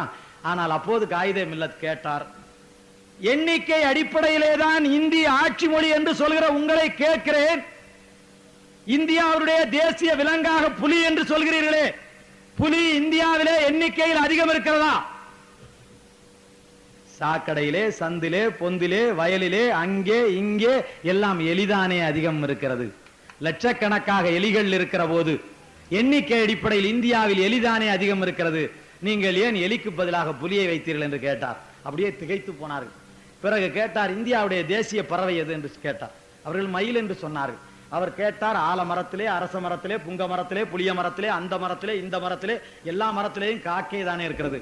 கோடிக்கணக்காக இந்தியாவிலே காக்கை என்கிற பறவை இருக்கிற போது இந்தியாவில் ஆயிரக்கணக்கிலே இருக்கிற மயிலை நீங்கள் எப்படி தேசிய பறவையாய் வைத்தீர்கள்? எண்ணிக்கை அடிப்படையிலே பார்த்தால் காக்கையை தான் இந்தியாவின் தேசிய பறவையாய் வைக்க வேண்டும் என்று கேட்டார். அவர்கள் வியந்து நின்றார்கள். அப்போது காயிதே மில்லத் அவர்கள் அருமையான முன்மையான, முதன்மையான, மூத்ததான, தொன்மையான, இனிமையான, இளமையான, வளமையான தமிழைத்தானே வைத்திருக்க வேண்டும் என்றென்றைக்கு பாராளுமன்ற அத்தானி மண்டபம் கிடுகிடுக்கும்படியாக கொட்டி முழக்கினார் கண்ணியத்திற்குரிய காயிதே மில்லத் அவர்கள். அப்புறம் காயிதே மில்லத் அவர்கள் கேட்டார்கள், மத்திய பிரதேசத்திலே, உத்தரப்பிரதேசத்திலே, பீகாரிலே, ராஜஸ்தானத்திலே என்று சொல்லப்படுகிற 4 மாநிலங்களிலேயும், டெல்லி யூனியன் பைதரத்திலே, இந்த இடங்களிலே மாத்திரம்தானே இந்தி இருக்கிறது, மிச்சம் இருக்கிற 30க்கு மேற்பட்ட மாநிலங்களில் இந்தி இல்லையே, எண்ணிக்கை அடிப்படையிலேயும் அது இல்லையே என்று அருமையாய் கேட்டார்கள். அதுபோலத்தான் நானும் கேட்கிறேன். இன்றைக்கு உலகத்தில் 200 நாடுகளில் 180 நாடுகளில் ஆங்கிலம் இல்லை, அறவே இல்லை. ஆங்கிலம் இணைப்பு மொழி, ஆங்கிலம் உலக மொழி என்பது பொய்யாகும். சரி, அது பரவாயில்லை. ஆங்கிலம் இணைப்பு மொழி இல்லை என்று நீங்கள் சொல்லிவிட்டீர்கள், ஆங்கிலம் உலக மொழி இல்லை என்று சொல்லிவிட்டீர்கள். ஆங்கிலம் அறிவியல் மொழி. ஒரு அம்மையார் சொல்லுகிறார், அவர் பொறியியல்லே மின்னணுவியல் படித்திருக்கிறாராம், அல்லது பொறியியல்லே ஏதோ நிறைய பட்டம் வாங்கியிருக்கிறார் அந்த அம்மையார். அரசியல் இயக்கம் பற்றி நான் மேடையில் பேசுவது கிடையாது தமிழ் மன்றத்திலே, ஆனால் அந்த அம்மையார் இதை பற்றி பேசியதனாலே நான் சொல்ல வேண்டி வருகிறது. அந்த அம்மையார் சொல்லுகிறார்கள், மின்னணுவியல் படிப்பதற்கு, எலக்ட்ரானிக்ஸ் படிப்பதற்கு ஆங்கிலம் தேவை, கணினி படிப்பதற்கு, கம்ப்யூட்டர் படிப்பதற்கு ஆங்கிலம் தேவை. ஆங்கிலம் தான் இந்தியை தடுக்கிறது என்று அந்த அம்மையார் சொல்கிறார். இது மிக நொண்டியான வாதம். நீங்கள் உங்கள் ஊரில் இருக்கிற ஆங்கில பள்ளிக்கூடத்துக்கு போய் பாருங்கள், ஒரு மெட்ரிகுலேஷன் பள்ளிக்கூடத்தில் போய் பாருங்கள், அங்கே இந்தி சொல்லிக் கொடுக்கிறான், அங்கே பிரெஞ்சு சொல்லிக் கொடுக்கிறான். ஆங்கில பள்ளிக்கூடம் இந்தியை அழைத்து வருகிறது, ஆங்கில பள்ளிக்கூடம் பிரெஞ்சை அழைத்து வருகிறது. உங்கள் ஊரில் இருக்கிற தமிழ் பள்ளிக்கூடம், உங்கள் ஊரில் இருக்கிற தாய் தமிழ் பள்ளிக்கூடம், உங்கள் ஊரில் இருக்கிற அரசு பள்ளிக்கூடம், உங்கள் ஊரில் இருக்கிற ஊராட்சி ஒன்றிய பள்ளிக்கூடம், உங்கள் ஊரில் இருக்கிற தனியார் பள்ளிக்கூடம், அதிலே தமிழ் இருக்கிறது, அதிலே இந்தி கிடையாது, பிரெஞ்சு கிடையாது. தமிழ் வழி பள்ளிக்கூடம் இந்தியை கூட்டி வரவில்லை, ஆங்கில வழி பள்ளிக்கூடம் இந்தியை கூட்டி வருகிறது. ஆனால் அந்த அம்மையார் ஆங்கிலம் இந்தியை தடுக்கும் என்கிறார். இது எந்த வகையிலே சரியான வாதம்? ஆங்கில பள்ளி தானே இந்தியை கொண்டு வருகிறது, அப்புறம் ஆங்கிலம் தடுக்கும் என்பது பொய்யான வாதம் இல்லையா? முதல் வாதம் முடிந்து போனது. இரண்டாவது சொல்கிறார்கள், மிக மோசமான வாதம். நான் படித்தவர்களை, பொறியாளர்கள் இருந்தால் அவர்களை கேட்கிறேன், அல்லது நல்ல கல்வியாளர்களை கேட்கிறேன். மின்னணுவியல் என்றால் எலக்ட்ரானிக்ஸ், எலக்ட்ரானிக்ஸ் படிப்பதற்கு ஆங்கிலம் என்று சொல்கிறார்கள். தோழர்களே, உலகத்தில் எந்த காலத்திலும் வெள்ளைக்காரன் எதையும் கண்டுபிடித்தவன் அல்ல, அவன் வணிகன், அவன் வியாபாரி தான். he is a trader, he is not an inventor. வெள்ளைக்காரன் வணிகனே தவிர வெள்ளைக்காரன் கண்டுபிடிக்கிறவன் அல்ல. எனவே வெள்ளைக்காரன் இந்த எலக்ட்ரானிக்ஸ் என்று சொல்லப்படுகிற மின்னணு தொடர்பான புத்தகங்கள் அவனிடத்தில் கிடையாது. மின்னணு கருவிகளை கண்டவன் யார்? ஜப்பான்காரன். ஏனென்றால் ஜப்பானிலே சமமான மண் கிடையாது, ஜப்பானிலே நல்ல மண் கிடையாது, ஜப்பானிலே எரிமலை குழம்பு இருக்கிறது, அதனாலே ஜப்பானிலே விளைச்சல் கிடையாது. அதனாலே ஜப்பான்காரன் அறிவை கொண்டு மின்னணு கண்டு அது மூலம் பணம் சம்பாதித்து அமெரிக்காவுடைய டாலரை இன்றைக்கு காட்டிக் கொண்டிருக்கிறான். அமெரிக்காவுடைய டாலரை காட்டிலும் ஜப்பானுடைய எண் இன்றைக்கு மதிப்புள்ளதா இருப்பதற்கு காரணம் அவன்தான் முதலாக மின்னணு கருவிகளை கண்டவன். எனவே மின்னணு படிக்க வேண்டுமானால் ஜப்பான்காரனிடம் படிக்க வேண்டும். ஜப்பான்காரனத்திலே படிக்க வேண்டுமானால் ஜப்பான் மொழியிலே தான் படிக்க முடியுமே தவிர ஆங்கில மொழியிலே படிக்க முடியாது. மின்னணு படிப்பதற்கு ஆங்கிலம் என்பது வடித்தெடுத்த அயோக்கியத்தனம். அதே போல கணினி, அதற்கு ஆங்கிலம் என்று சொல்கிறார்கள். கணினி என்ன கணினி? அந்த கணினி கம்ப்யூட்டருக்கு மேலே இன்டர்நெட் என்கிற இணையத்தில் எங்கள் தமிழ் இன்றைக்கு கொடிகட்டி ஆண்டு கொண்டிருக்கிறது. இந்த கதை கூட தெரியாமல் கதை விடுவது எதற்காக? இன்னைக்கு இன்டர்நெட்ல தமிழ் கொடிகட்டி ஆண்டு கொண்டிருக்கிற போது தமிழ் இல்லை என்று கதை விடுவது எதற்காக? இன்னும் வேடிக்கை தெரியுமா? இப்போது அமெரிக்காக்காரன் ஒரு விண்கலத்தை ஏவினான். அது செவ்வாய் கோளுக்கு போனது. செவ்வாயில இருந்து செய்தி சேகரித்து செய்தி தந்தது, செய்தி கொடுத்தது. அந்த கோளில் என்ன மொழி பதிவாயிருந்தது தெரியுமா? அமெரிக்காக்காரன் அந்த கோளில் பதிவு செய்த மொழி தமிழ் மொழியாகும். எங்கள் தமிழே ஏற்ற மொழி என்று இன்றைக்கு விண்கலம் ஏவுகிறவன் பதிவு செய்த பிறகு எங்கள் தமிழை இவர்கள் இழித்தும் பழித்தும் பேசுவது மிக வேடிக்கையான செய்தியாகும். அதே போல சொல்வார்கள், அப் டு டேட் சயின்ஸ் படிக்க என்று சொல்வார்கள். நான் பள்ளிக்கூடத்திலே படித்தேன். ஆக்சிஜன் தயாரிப்பது எப்படி? பிறகு முன்னிலை வகுப்பு நான் படிக்கிற போது இப்போது மாதிரி +2 கிடையாது, 12ஆம் வகுப்பு கிடையாது. அப்போ புகுமுக வகுப்பு என்று சொல்வார்கள். அதிலே போய் படித்தேன். ஆக்சிஜன் தயாரிப்பது எப்படி? அப்புறம் அறிவியல் வேதியியல் பிஎஸ்சி கெமிஸ்ட்ரி படித்தேன். அறிவியல் வேதியியல் அங்கே போய் கேட்டேன், ஆக்சிஜன் தயாரிப்பது எப்படி என்றார்கள். அதற்கு பிறகு நான் மூதறிவியல் வேதியியல் படிக்க போயால் என்ன பாடம் இருக்கிறது என்று கேட்டேன். ஆக்சிஜன் தயாரிப்பது எப்படி என்றார்கள். நான் படிக்காமலே வந்துவிட்டேன். 10ஆவதுல இருந்து ஆக்சிஜன் தயாரிப்பது எப்படிதான் கடைசி வரையில் இருக்கிறது. அது எந்த நூற்றாண்டு அறிவியல்? நான் இங்கே இருக்கிற கல்வியாளர்களை கேட்கிறேன். பிஎஸ்சி வரையிலே எம்எஸ்சி வரையிலே இருக்கிற எல்லா பாடங்களும் 17ஆம் நூற்றாண்டு அறிவியல், அப் டு டேட் சயின்ஸ். அன்றைக்கு அறிவியல் என்பது அதிலே கிடையாது. ஆங்கில வழியிலே கிடையாது. ஆங்கில வழியிலே 17ஆம் நூற்றாண்டு அறிவியல், ஒரு 300 ஆண்டுகளுக்கு முன்னாலே உள்ள அறிவியலை தான் இன்னமும் இவர்கள் படித்துக் கொண்டிருக்கிறார்கள். தின்றதே தின்று கொண்டிருக்கிறார்கள், தின்று கக்கிக் கொண்டிருக்கிறார்கள். நான் உங்களை பார்த்து கேட்கிறேன், ஆனால் எங்கள் தமிழில் அன்றைய அறிவியல் அன்றைக்கே வருகிறது. இன்றைக்கு இல்லை, அன்றைக்கே வந்தது. நிலவிலே போய் கால் வைத்தால் வாலண்டினா கால் வைத்த மறுக்கிழமை நான் எல்லா ஆங்கில ஏடுகளையும் படித்தேன், எல்லா ஆங்கில ஏடுகளையும் பார்த்தேன். ஒரு ஏட்டிலே கூட வாலண்டினா எப்படி அந்த களத்திலே போனார், வாலண்டினா எப்படி கால் வைத்தார், வாலண்டினா எப்படி நடந்தார், எப்படி மண்ணெடுத்தார், சந்திரனிலே மண்ணெடுத்து எப்படி திரும்பி வந்தார் என்று எவனும் எழுதவில்லை. ஆங்கில ஏடுகள் எல்லாம் படித்தேன், எவனும் எழுதவில்லை.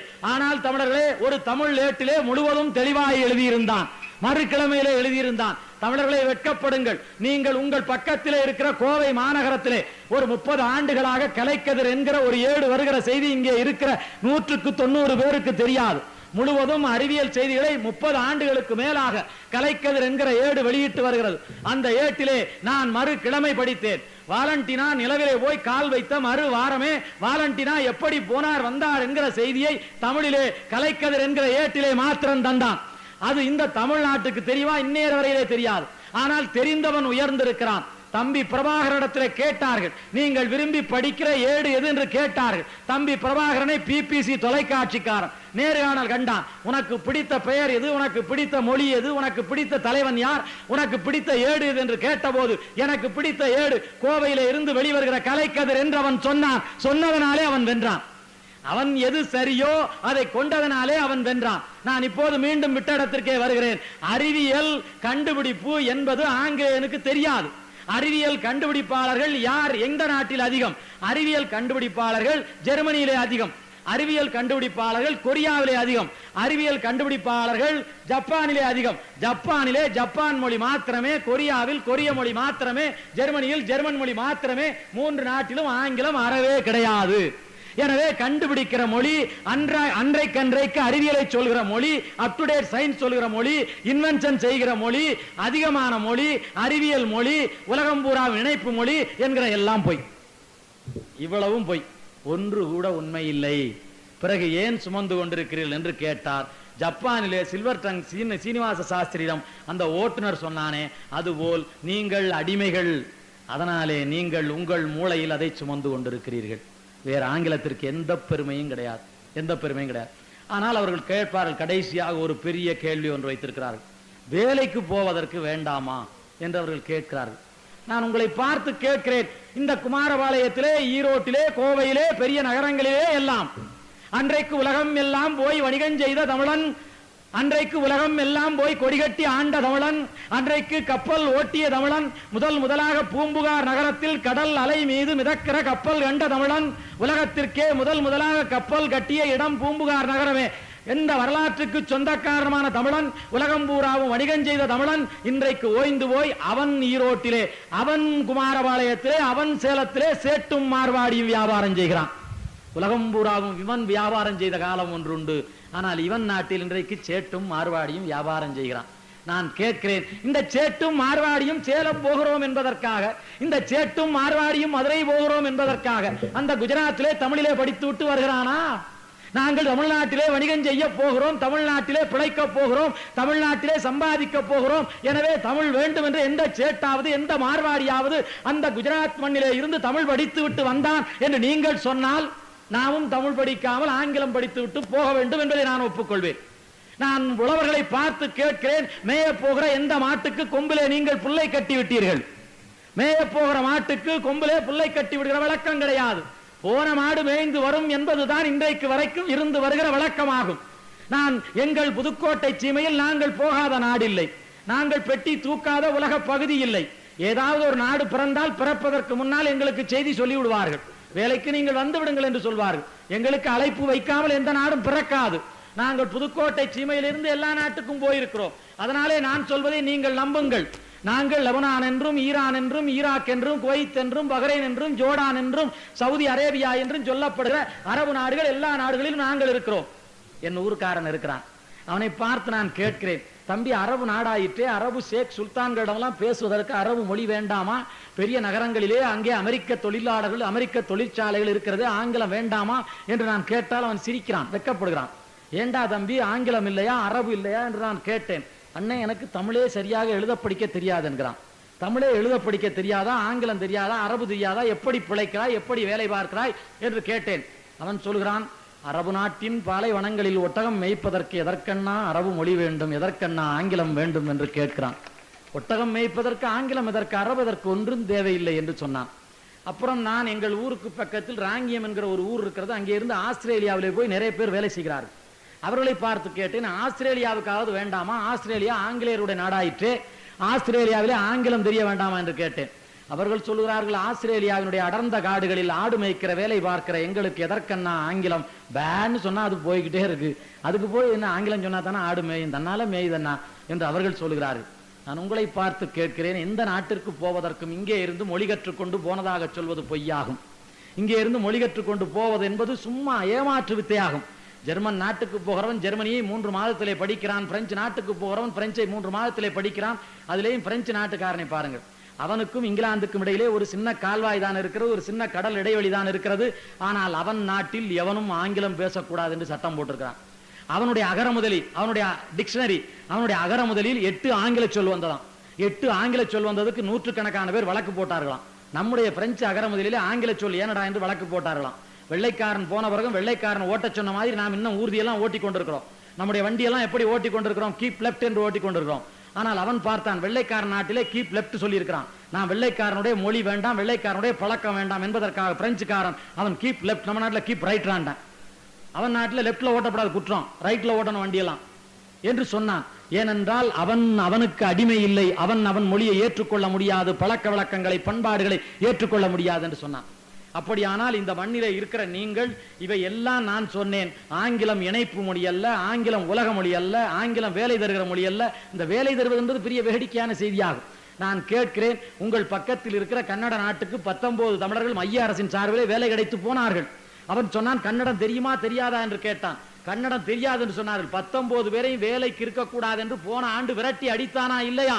கன்னட நாட்டிலே கன்னடம் இல்லாமல் வரக்கூடாது என்று விரட்டி அடித்த பிறகு ஆங்கிலம் படித்தால் வேலை என்பது ஏமாற்றா இல்லையா? மலையாள நாட்டில் மலையாளம் இல்லாமல் வேலை பார்க்க முடியாது, தெலுங்கு நாட்டில் தெலுங்கு இல்லாமல் வேலை பார்க்க முடியாது, வடநாட்டில் அல்லு பிரசாத் போன்றவர்களுக்கு இடத்தில் வேலை பார்க்கவே முடியாது. வேலை பார்க்க முடியாத இந்தியாவிலே ஆங்கிலம் தேவையில்லை. அதேபோல் உலகம் பூராவும் இன்றைக்கு வேலை இல்லா திண்டாட்டம் தலைவிரித்தாடி கொண்டிருக்கிற போது அங்கே போகிறேன் இங்கே போகிறேன் என்று சொல்வது ஏமாற்று வேலை. அங்கேயும் இங்கேயும் போன தமிழனே, உன்னுடைய காலம் என்ன ஆனது? அடிபட்டு உதைபட்டு துன்புறுத்தப்பட்டு தொலைக்கப்பட்டு வந்த நீ இன்னமும் வெளிநாட்டுக்கு வேலைக்கு போவது என்று ஏன் பேசித் திரிகிறாய்? அக்கறைக்கு இக்கரை பச்சை, இக்கரைக்கு அக்கறை பச்சை என்று ஏன் பேசித் திரிகிறாய்? இந்த மண்ணில் உழைக்க பிழைக்க முடியாது என்று ஏன் பேசித் திரிகிறாய்? நான் உங்களை பார்த்து கேட்கிறேன்.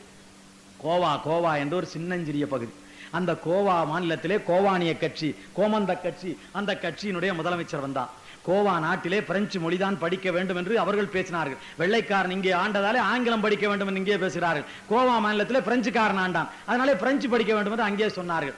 அவன் சொன்னான், வேண்டாம், பிரெஞ்சு படிக்க கூடாது, நம்முடைய கோவா, நம்முடைய தாய்மொழி, நம்முடைய கோவானிய மொழி அழிந்து போய்விடும், நீங்கள் இந்த மொழியை தான் படிக்க வேண்டும், பிரெஞ்சு படிக்க கூடாது என்று சொன்னான். பிரெஞ்சு படித்தால் தான் எங்களுக்கு வேலை கிடைக்கும் என்று சொன்னார்கள். கோவானிய முதலமைச்சர், கோவானிய கோமந்த கட்சியினுடைய முதலமைச்சர் கேட்டான், பணம் கிடைக்கிறது என்பதற்காக எவனாவது தாயை கூட்டி விடுவானே, ஆனால் அவன் பிரெஞ்சு மொழியை படிக்கட்டும் என்று சொன்னான். நான் கேட்கிறேன், அவன் கேட்டானே, அந்த கொதிப்பு இந்த மண்ணில் எவனுக்கும் வரவில்லையே, அந்த கொதிப்பு இந்த மண்ணில் எவனுக்கும் வரவில்லையே. அவன் அதற்கு மேலும் கேட்டான், அதோ அந்த பிரெஞ்சுக்காரன் அன்றைக்கு கோவாவை ஆள்வதற்கு வந்தான், கோவாவை கொள்ளையிட வந்தான், கோவாவிலே பிழைப்பதற்கு வந்தான், ஆனால் நீ இன்றைக்கு இங்கிருந்து அங்கு பிழைக்க போவதாக கூறுகிறாயே, இது ஏமாற்றில்லையா என்று கேட்டான். அருமையான கேள்வி.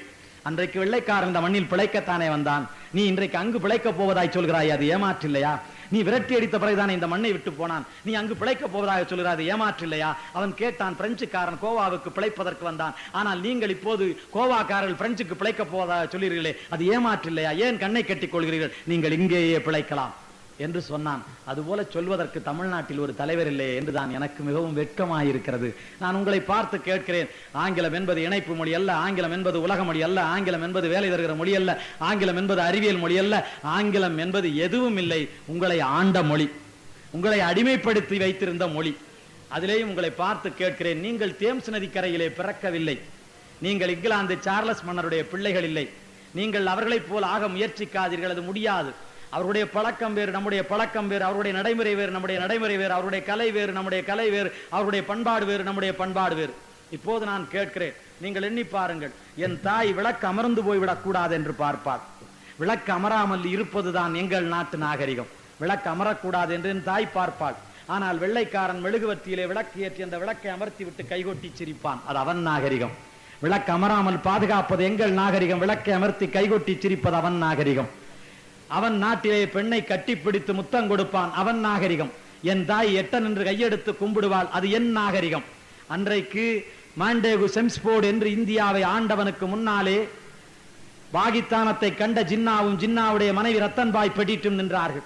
ஜின்னா கை கொடுத்தார், ரத்தன்பாய் பெடிட் ஜின்னாவுடைய மனைவி. ஜின்னாவின் மனைவியை பார்த்து மாண்டேகு செம்ஸ்போர்ட் கை கொடுக்க போனார். ஆனால் அந்த பெண்மணி எட்ட நின்று இரு கையும் கூப்பி வணங்கினார். அப்போது மாண்டேகு செம்ஸ்போர்ட் சொன்னான், ஜின்னாவுக்கு நல்ல எதிர்காலம் இருக்கிறது, நீங்கள் ஜின்னாவின் மனைவி, ஆனால் நீங்கள் எட்ட நின்று கை கொடுக்காமல் இருக்கிற காரணத்தால் ஜின்னாவின் எதிர்காலம் பாதிக்கப்படும் என்று சொன்னான். அவள் கேட்டாள், ஏன் நான் கை கொடுக்க வேண்டும் என்று கேட்டாள். அது எங்கள் பண்பாடு, அதை நீங்கள் கடைபிடிக்க வேண்டும் என்று மாண்டேகு செம்ஸ்போர்ட் சொன்னான். அந்த வெள்ளைக்காரனை பார்த்து அவள் சொன்னாள், என்னுடைய பண்பாடு கையெடுத்து கும்பிடுவது, நீ என் நாட்டில் இருக்கிறாய், என்னை போல் என் பண்பாட்டை மதிப்பதற்காக நீ எட்ட நின்று கையெடுத்து கும்பிடு, உன் பண்பாட்டை உன் நாட்டிலே போய் வைத்துக்கொள் என்று ரத்தன்பாய் பட்டிட் சொன்னாள். ஆனால் அப்படி சொல்வதற்கு தமிழ்நாட்டில் ஆள் இல்லையே. நான் உங்களை பார்த்து கேட்கிறேன், உங்கள் பிள்ளைகளை ஆங்கிலம் பற்றி தெரிந்தா படிக்க விட்டிருக்கிறீர்கள்? உங்கள் பிள்ளைகளை பற்றி ஆங்கிலத்தின் மேல் உள்ள மயக்கத்தாலா படிக்க விட்டிருக்கிறீர்கள்? இல்லை, அந்த பண்பாட்டாலே நீங்கள் ஆங்கிலம் படிக்க விட்டிருக்கிறீர்கள். என்ன பண்பாடு? உங்கள் பிள்ளை அழகாக கால் உரை போட்டு, கால் மூடி போட்டு, கழுத்து கட்டி கட்டி சீருடை உடுத்தி அவன் அந்த வண்டியிலே போகிறான், அதற்காக விட்டிருக்கிறீர்கள். உங்கள் பிள்ளை சாக்ஸ் போட்டு, பூட்ஸ் போட்டு, டை கட்டி போகிறான். அதனாலே அடுத்த வீட்டுக்காரியை பார்த்து நீங்கள் அம்மிக்கல்லை எடுத்து அடிவயிற்றிலே குத்திக் கொள்வது மாதிரி நீங்களும் உங்கள் பிள்ளையை அதுவும் டை கட்டி கொள்ள வேண்டும், அதுவும் சாக்ஸ் போட்டுக் கொள்ள வேண்டும், அதுவும் பூட்ஸ் போட்டுக் கொள்ள வேண்டும் என்பதற்காகத்தான் நீங்கள் அனுப்புகிறீர்கள். நீங்கள் அந்த ஆடம்பரத்திலே, நீங்கள் அந்த படோடபத்திலே, நீங்கள் அந்த மயக்கத்திலே, நீங்கள் அந்த கலை பண்பாட்டிலே, அந்த கலாச்சாரத்திலே மயங்கி நீங்கள் அனுப்புகிறீர்கள். அது கூட தவறானது என்று நான் உங்களை பார்த்து கேட்டுக்கொள்கிறேன். அது அவனுடைய நாடு, அவனுடைய நாட்டில் பனி கொட்டி கொண்டிருக்கிறது, கட்டி கட்டியாய் கொட்டி கொண்டிருக்கிறது. கொட்டி கொண்டிருக்கிற பனி கட்டியை வெட்டி வெட்டி எடுத்த பிறகுதான் அந்த நாட்டில் பேருந்து போக முடியும், தொடர்வண்டி போக முடியும். அந்த நாட்டில் ஊர்திகள் எந்நேரம் இயங்கிக் கொண்டே இருக்கிறது, இரவு பகல் 24 மணி நேரம் பனிக்கட்டியை தள்ளி கொண்டிருக்கிறது. தள்ளினால் தான் அந்த ஊரிலே பேருந்து ஓட முடியும். அப்படி 9 மாதம் பனிக்கட்டி கொட்டுகிற நாடு அந்த நாடு. அதனாலே சின்னஞ்சிறு பிள்ளை, பிச்சை பிள்ளை, பச்சை பிள்ளை காலை ஊன்றினாள். சின்னஞ்சிறு பிள்ளை, பச்சை பிள்ளை காலை ஊன்றினாள். அந்த பனிக்கட்டிலே கால் பட்டால் கால் சுருங்கி போகும், கால் உறைந்து போகும், கால் விரைத்து போகும், பிள்ளை செத்து போகும் என்பதாலே அவன் கால் உறை என்கிற சாக்ஸ் போட்டு, கால் மூடி என்கிற பூட்ஸ் போட்டு அந்த பிள்ளையை அனுப்புகிறான். அவனுக்கு தேவை இருக்கிறது. அதே மாதிரி இந்த கழுத்து திறந்து கிடந்தால் அந்த பிள்ளைக்கு பனி காற்றுப்படும், பனி வாடை காற்றுப்படும். வாடை காற்றுப்பட்டு அந்த பிள்ளைக்கு நீர் கொண்டு சளி பிடித்து அந்த பிள்ளை சாகும். அதனாலே கழுத்து கட்டி கட்டி கழுத்து கட்டி கழுத்து கட்டி என்கிற டை கட்டி பிள்ளையை அனுப்புகிறான். ஆனால் இது வெயில் நாடு. இந்த வெயில் நாட்டிலே அந்த பிள்ளையை நீ கால் உறை போட்டு அந்த கால் மூடி போட்டு காலை கட்டி கழுத்து கட்டி போட்டு கழுத்தை கட்டி பிள்ளையை கட்டி காலை 6 மணிக்கு ஒரு பெட்டியாய் கட்டி அந்த பேருந்திலே தூக்கி போட்டு மாலை 7 மணிக்கு அந்த பெட்டியை இறக்கி போட்டு கட்டிய கட்டை அவிழ்க்கிறார். என்ன ஆகும்? அவனுடைய நாட்டிலே பனியாலே சளி பிடிப்பதற்கு பதிலாக இந்த நாட்டிலே வெயிலாலே சளி பிடிக்கும். பேருந்தில் ஏறி உட்கார்ந்தால் 3 பொத்தானை நான் கலட்டி விடுகிறேன். ஏனென்றால் காற்றோட்டம் வேண்டும் இந்த நாட்டிலே. ஆனால் காற்றோட்டம் இல்லாமல் உங்கள் பிள்ளையை கட்டி அனுப்புகிறீர்கள். நல்ல மருத்துவ இடத்திலே கேளுங்கள். காலையிலிருந்து மாலை வரை பூட்ஸ் போட்டுக் கொண்டிருக்கிற பிள்ளையினுடைய கால் நரம்புகள் செயலற்று போகும், வலு இழந்து போகும். அந்த பிள்ளைகளுக்கு சரியான கால் வலுவில்லாமல் போகும், அது வளர்ச்சி அடையாமல் போகும் என்று அவர்கள் சொல்கிறார்கள். எனவே அவனுடைய நாகரிகம் வேறு, உன்னுடைய நாகரிகம் வேறு, அவனுடைய பண்பாடு வேறு, உன்னுடைய கலை வேறு. இதெல்லாம் சேர்த்து நீ குழப்பிக் கொள்ளாதே. நீ தேம்ஸ் நதிக்கரையிலே பிறக்கவில்லை, நீ வெள்ளைக்காரன் பிள்ளை இல்லை, நீ தமிழன் பிள்ளை. எனவே நான் கேட்கிறேன், இப்படி ஏமாந்து உங்கள் பிள்ளைகளை இந்த ஆடம்பரத்திற்கு இந்த ஆடைக்கு ஏன் அனுப்புகிறீர்கள்? தாயார் பால் கொடுக்கிறார், தாயார் பெற்ற பிள்ளைக்கு பால் கொடுக்கிறார். நான் உங்களுக்கும் சொல்வேன், அறிவியல் இது. நல்ல தாயிடத்திலே நல்ல நீண்ட காலம் பால் குடித்த பிள்ளைக்கு தான் 80 வயது வரையிலே கண் தெரியும். நன்றாக தாய்ப்பால் குடித்த பிள்ளைக்கு தான் கண்ணொளி நீண்ட காலம் வரையிலே தெரியும். தாய்ப்பால் குறைவாக குடித்த பிள்ளைக்கு பிறகு கண் தெரியாது. வயதான காலத்திலே கண் தெரிய வேண்டுமானால் தாய் பிள்ளைக்கு கொஞ்சம் கூடுதலாக பால் கொடுக்க வேண்டும். தாய்ப்பால் அவ்வளவு இன்றியமையாதது. ஏன்? முதலிலே பிள்ளைக்கு பால் கொடுக்க வேண்டும், அதுதான் செரிக்கும். அதற்கு பிறகு நீர்ம உணவுகள், ஏதாவது பழச்சாறு அல்லது ஏதாவது ஹார்லிக்ஸ் மாதிரி நீர்ம உணவுகள் கொடுக்க வேண்டும், அதுதான் செரிக்கும். அப்படி இல்லாமல் பிறந்த பிள்ளைக்கு நீ வறுத்த கோழி கொடுப்பதனால் கொடு. பிறந்த கோழிக்கு வறுத்த கோழி, பிறந்த பிள்ளைக்கு ஆட்டிறைச்சி, பிறந்த பிள்ளைக்கு மாட்டிறைச்சி எல்லாம் கொடு. ஒரு தாய்ப்பால் குடித்து அதற்கு பிறகு திரவ உணவு தின்று அதற்கு பிறகு மெல்லுணவு ஊட்டி தாய்க்கு தெரியும் எதெல்லாம் கொடுக்கணும். சோறு அப்படி கொடுத்துருவாளா, போய் தொண்டையில சிக்கிக்கும். அதை அப்படி பிணைஞ்சு பிணைஞ்சு பிணைஞ்சு பிணைஞ்சு மாவாக்கி மாவாக்கி மாவாக்கி கொடுப்பா தாய். அப்படி மாவு உணவு கொடுத்து அதற்கு பிறகு மெல்லிய உணவு, இடியாப்பம் மாதிரி மெல்லிய உணவு கொடுத்து அதற்கு பிறகுதான் பெரிய வல்லிய உணவெல்லாம் கொடுக்க முடியும், வலிமையான உணவெல்லாம் கொடுக்க முடியும். நீங்கள் என்ன சொல்கிறீர்கள் என்று சொன்னால், தாய்மொழியே வேண்டாம், எடுத்த உடனே அந்த பிள்ளைக்கு நாங்கள் சிக்கன் 65 கொடுப்போம், எடுத்த உடனே ஆயா கொடுப்போம், ஆயா கொடுப்போம், காயா கொடுப்போம்னா கொடு. பிள்ளை அதோட வாந்தி எடுத்து போயிடும் வழியோட. நான் உங்களை பார்த்து கேட்கிறேன், ஒவ்வாததெல்லாம். நம்முடைய தமிழ் மொழி உலகத்தில் மூத்த முதன்மையான தொன்மையான உயர்ந்த மொழி, அதிலே இல்லாத அறிவில்லை. இப்போது நான் கேட்கிறேன், அவர்கள் அடுத்து சொல்கிறார்கள் தமிழிலே எல்லாம் இருக்கிறதா என்று கேட்கிறார்கள். நான் ஒரு 2-3 எடுத்துக்காட்டிலே சொல்லிவிட முடியும். இப்போது நான் உங்களிடத்திலே சொல்கிறேன். அமெரிக்காவிலே பெரிய மருத்துவர் யார்? அமெரிக்காவிலே பெரிய டாக்டர் யார்? டாக்டர் வின்சென்ட் பஞ்சாட்சரம். டாக்டர் வின்சென்ட் பஞ்சாட்சரம் யாழ்ப்பாணத்தான். டாக்டர் வின்சென்ட் பஞ்சாட்சரம் தமிழிலே மருத்துவம் படித்தவன். MBBS என்பதை மாயி ஆயி மருத்துவ இளவல் அருவ இளவல் என்று பட்டம் வாங்கியவன். தமிழிலே பட்டம் வாங்கி தமிழிலே மருத்துவர் பட்டம் வாங்கி அமெரிக்காவிலே கொடிகட்டி ஆள்கிறான். ஆஸ்திரேலியாவிலே பெரிய மருத்துவர் யார்? டாக்டர் பொன் சத்யநாதன். அவர் யாழ்ப்பாணம் மருத்துவக் கல்லூரியுடைய முதல்வராக இருந்தவர். தமிழிலே மருத்துவம் டாக்டர் பட்டம் பெற்றவர். கென்யா நாட்டிலே மூம்பீச் நகரம், அந்த மூம்பீச் நகரத்திற்கு ஒரு பொறியாளர் வரைபடம் போட்டு கட்டி தருகிறார். அந்த கென்யா நாட்டுக்கு வரைபடம் போட்டு கட்டி தந்த மூம்பீச் நகரத்தை கட்டி தந்த டேவிட் ஐயா இப்போது சென்னையில் இருக்கிறார். அவர் யாழ்ப்பாணம் கல்லூரியிலே பொறியியல் இன்ஜினியரிங் படித்தவர். கியூபா நாட்டு புரட்சிக்கு பெடரல் காஸ்ட்ரோவுக்கு சேகுவாரா உதவி செய்தார். சேகுவாரா அர்ஜென்டினா நாட்டுக்காரர். அர்ஜென்டினாவிலே பிறந்த சேகுவாரா கியூபா நாட்டு புரட்சிக்கு உதவி செய்தார். அவர் அந்த நாட்டில் பிறகு அமைச்சரானார். அமைச்சரான பிறகு ஒரு நாளைக்கு 4 மணி நேரம் கரும்பு வெட்டிய வேலையில் ஈடுபட்டார். அப்படிப்பட்ட பெயர் பெற்ற மறைந்திருந்ததை தாக்குகிற கொரில்லா போரில் புகழ் பெற்ற சேகுவாரா வேறு ஒரு நாட்டிலிருந்து கியூபா நாட்டு விடுதலைக்கு உதவி செய்தவர். அதே போல நெல்சன் மேண்டலோ 27 ஆண்டு காலம் சிறையில் இருந்தார். நெல்சன் மேண்டலோ சிறையில் இருந்த போது அவருடைய இயக்கத்தை தலைமை தாங்கி அவருடைய இயக்கத்தின் அரசியல் அறிவுரையாளராக, அவருடைய இயக்கத்தின் ஆயுத பயிற்சியாளராக இருந்தவருடைய பெயர் சுமதி. அவர் தமிழீழ தோழர்.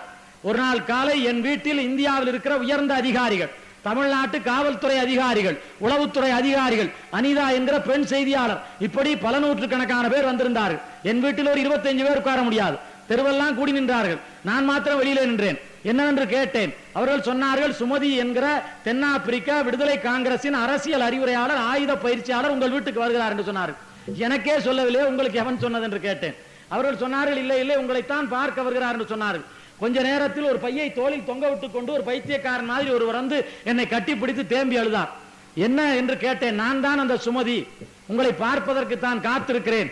தம்பி பிரபாகரன் கைபிடித்து திரிகிற மிக உயர்ந்த நண்பர் என்பது எனக்கு தெரியும். அதனாலே தம்பி பிரபாகரனுக்கு உதவியாக இருக்கிற உங்களை கண்டு உங்களை பார்த்து பேச வேண்டும் என்று வந்தேன். இந்த கூட்டம் இங்கே சுற்றி நிற்கிறது, நான் என்ன செய்வேன் என்று கண்ணீர் உகுத்தார். அப்படி அந்த சுமதி என்கிறவர் ஒரு கணித ஆசிரியர், அவர் கணக்கிலே பட்டம் பெற்றவர், பிஎஸ்சி மேத்ஸ். அவரிடத்திலே நான் கேட்டேன், ஆப்பிரிக்காவுக்கு போயிருக்கிறீர்களே, ஆப்பிரிக்காவிலே அவர்கள் ஒவ்வொருவரும் கருப்பர்கள், அவர்கள் 120 மொழி பேசுகிறார்கள், நரிக்குறவன் மொழி மாதிரி அவனவன் ஒரு மொழி பேசுவான், அதற்கு எழுத்து கிடையாது, நீ எப்படி போய் பேசுகிறாய், எல்லாருக்கும் பொதுவாக ஆங்கிலம் இருக்கிறதா, ஆங்கிலத்திலே படித்தாய் என்று கேட்டேன். அவர் சிரித்தார். சிரித்து விட்டு அவர் சொன்னார், நான் 120 மொழியும் பேசுவேன், நான் தென்னாப்பிரிக்காவில் இருக்கிற நீக்ரோக்களோடு கருப்பர்களோடு நெருக்கமாக உறவு வைத்திருக்கிறேன், நான் தான் அரசியல் நடத்துகிறேன், நான் தான் ஆயுத பயிற்சி தருகிறேன், நான் தான் நெல்சன் மேண்டலோ சிறையில் இருக்கிற போது அந்த இயக்கத்தை நடத்துகிறேன், ஆனால் எனக்கு ஆங்கிலம் அறவே தெரியாது. நான் பிஎஸ்சி மேத்ஸ் என்று சொல்லப்படுகிற கணித பாடத்தை தமிழீழ நாட்டிலே தமிழ் வழியிலே தான் படித்தேன். அந்த தமிழீழ நாட்டிலே கணக்கு தவிர ஆங்கிலம் என்ற ஒரு பாடம் இருக்கிறது. அதுல தேர்வு பெற்றால் பெறலாம், பெறாவிட்டால் போகலாம். கணக்கிலே தேர்வு பெற்றால் பட்டம் கொடுக்கிறார்கள் என்று சொன்னார்கள். இளைஞர்களை பார்த்து கேட்கிறேன், இந்த மண்ணில் பிஎஸ்சி மேத்ஸ் படிக்கிறவன் மேத்ஸிலே வெற்றி பெறுவான், ஆனால் ஆங்கிலத்திலே தோல்வி பட்டம் கிடையாது. அறிவியல் வேதியியல் பட்டம் பெறுவான், ஆங்கிலத்திலே தோல்வி பட்டம் கிடையாது. இயற்பியல் வெற்றி பெறுவான், ஆங்கிலத்திலே தோல்வி பட்டம் கிடையாது. நான் கேட்கிறேன், நீ கொடுக்கிற பட்டத்தின் பெயர் BSc maths, bachelor of science mathematics. அவன் மேத்ஸ்ல வெற்றி பெற்ற பிறகு நீ பட்டம் கொடுக்க வேண்டியதானே, ஆங்கிலத்திற்கு அதற்கு என்ன தொடர்பு? ஆங்கிலம் கணக்கா? வேதியியல்ல வெற்றி பெற்ற பிறகு நீ பிஎஸ்சி கெமிஸ்ட்ரி பட்டம் கொடுக்க வேண்டியதானே, ஆங்கிலம் வேதியியலா? இயற்பியல்ல வெற்றி பெற்ற பிறகு இயற்பியல் பட்டம் கொடுக்க வேண்டியதானே, பிஎஸ்சி பிசிக்ஸ் ஏன் கொடுக்க மாட்டேன்கிறாய்? ஆங்கிலம் பிசிக்ஸா? அதற்கும் இதற்கு என்ன தொடர்பு?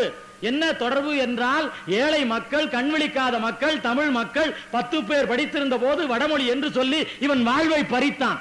30 பேர் படித்திருந்த போது இந்தி என்று சொல்லி இவன் வாழ்வை பறித்தான். 60 பேர் படித்திருக்கிற போது இன்றைக்கு ஆங்கிலம் என்று சொல்லி இவன் வாழ்வை பறிக்கிறான். என் பிள்ளை 10ஆவதிலே தோல்வி, எதிலே தோல்வி? ஆங்கிலத்தில் தோல்வி. என் பிள்ளை 12ஆவதிலே தோல்வி, எதிலே தோல்வி? ஆங்கிலத்திலே தோல்வி. என் பிள்ளை 10 வகுப்பிலே தோல்வி, எதிலே தோல்வி? ஆங்கிலத்திலே தோல்வி. அப்படியானால் 10ஆவதோடு தேங்கி போக, 12ஆவதோடு தேங்கி போக, 10 வகுப்போடு தேங்கி போக ஆங்கிலம் என்கிற கட்டையை போடுகிறான். 7 மொழி 8 மொழி சொல்வது நாங்கள் எழுந்திருக்க கூடாது என்பதற்காகவே தவிர வேற என்ன? என்ன என்ன என்ன வேற என்ன? நாங்கள் எழுந்திருக்க கூடாது, ஏழை மக்கள் எழுந்திருக்க கூடாது, தமிழர்கள் வெடித்திருக்க கூடாது என்பதனாலே தான் சொல்லுகிறார்கள் தமிழர்களே. அதனாலே நான் உங்களை பார்த்து கேட்கிறேன். நான் சொன்னதெல்லாம் பெரிய செய்தி, ஆனால் நான் இப்போது ஒரே ஒரு செய்தி சொல்கிறேன். நான் அதற்காக எல்லாம் உங்களிடத்திலே பிச்சை கேட்க வரவில்லை. உங்களிடத்திலே இப்போது நான் மடி பிச்சை கேட்டு நிற்கிறேன். புதுக்கோட்டை சீமையிலே பிறந்த பி.டி. குமார் என்கிற ஒருவன் இன்றைக்கு உயர்நீதிமன்றத்தில் ஆனாவண்ணா புத்தகமே அச்சடிக்க கூடாது என்று வழக்கு போட்டு விட்டான். ஆனாவண்ணா புத்தகமே அச்சடிக்க கூடாது, 1வது புத்தகமே அச்சடிக்க கூடாது என்று வழக்கு போட்டு விட்டான். ஆனாவண்ணா புத்தகமே அச்சடிக்க கூடாதாம், 1வது புத்தகமே அச்சடிக்க கூடாதாம் ஒருவன் வழக்கு போட்டு விட்டான். தமிழ் மக்களை, இதற்கும் நீங்கள் சரி என்று சொல்ல போகிறீர்களா? நான் உங்களை பார்த்து கேட்கிறேன், உங்கள் பிள்ளை ஆனாவண்ணா படிக்க வேண்டாமா? உங்கள் பிள்ளை 1வது பிள்ளை கூட தமிழ் படிக்க வேண்டாமா என்று நான் கேட்கிறேன். நான் இந்த நாட்டில் யாரை பார்த்து வருத்தப்படுவது என்று எனக்கு தெரியவில்லை. காந்தியார் பாரதிக்கு கடிதம் எழுதினார் குஜராத் மொழியிலே, பாரதி காந்தியாருக்கு கடிதம் எழுதினார் தமிழ் மொழியிலே. பில் கிளின்டன் என்று சொல்லப்படுகிற அவர் நம்முடைய நாட்டின் தலைநகரத்திற்கு வந்தபோது வாஜ்பாய் இடத்திலே ஆங்கிலத்திலே பேசினார், வாஜ்பாய் அவரிடத்திலே இந்தியிலே பேசினார். ருசிய நாட்டினுடைய கார்போச்சேவ் அன்றைக்கு வந்தபோது நம்முடைய நாட்டிலே இறங்கி அவனுடைய ருசிய மொழியிலே பேசினான். அவன் தாய்மொழியிலே தான் பேசிக் கொண்டிருக்கிறான்.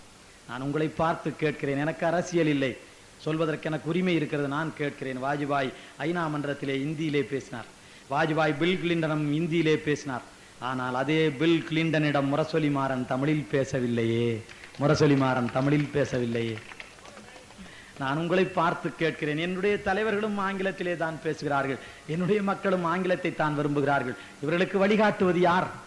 இவர்களுக்கு எடுத்துச் சொல்வது யார்? அவன் நாட்டுக்கு போனாலும் அவனுக்கு புரிய வேண்டும் என்று ஆங்கிலத்தில் பேசுகிறார்கள், அவன் இந்த நாட்டிற்கு வந்தாலும் அவனுக்கு புரிய வேண்டும் என்று ஆங்கிலத்தில் பேசுகிறார்கள். இவனுக்கு புரிய வேண்டும் என்று எவனும் பேச வேண்டும் என்று இவன் எதிர்பார்க்கவில்லையே. இவன் அடிமையாயிருக்கிறானே.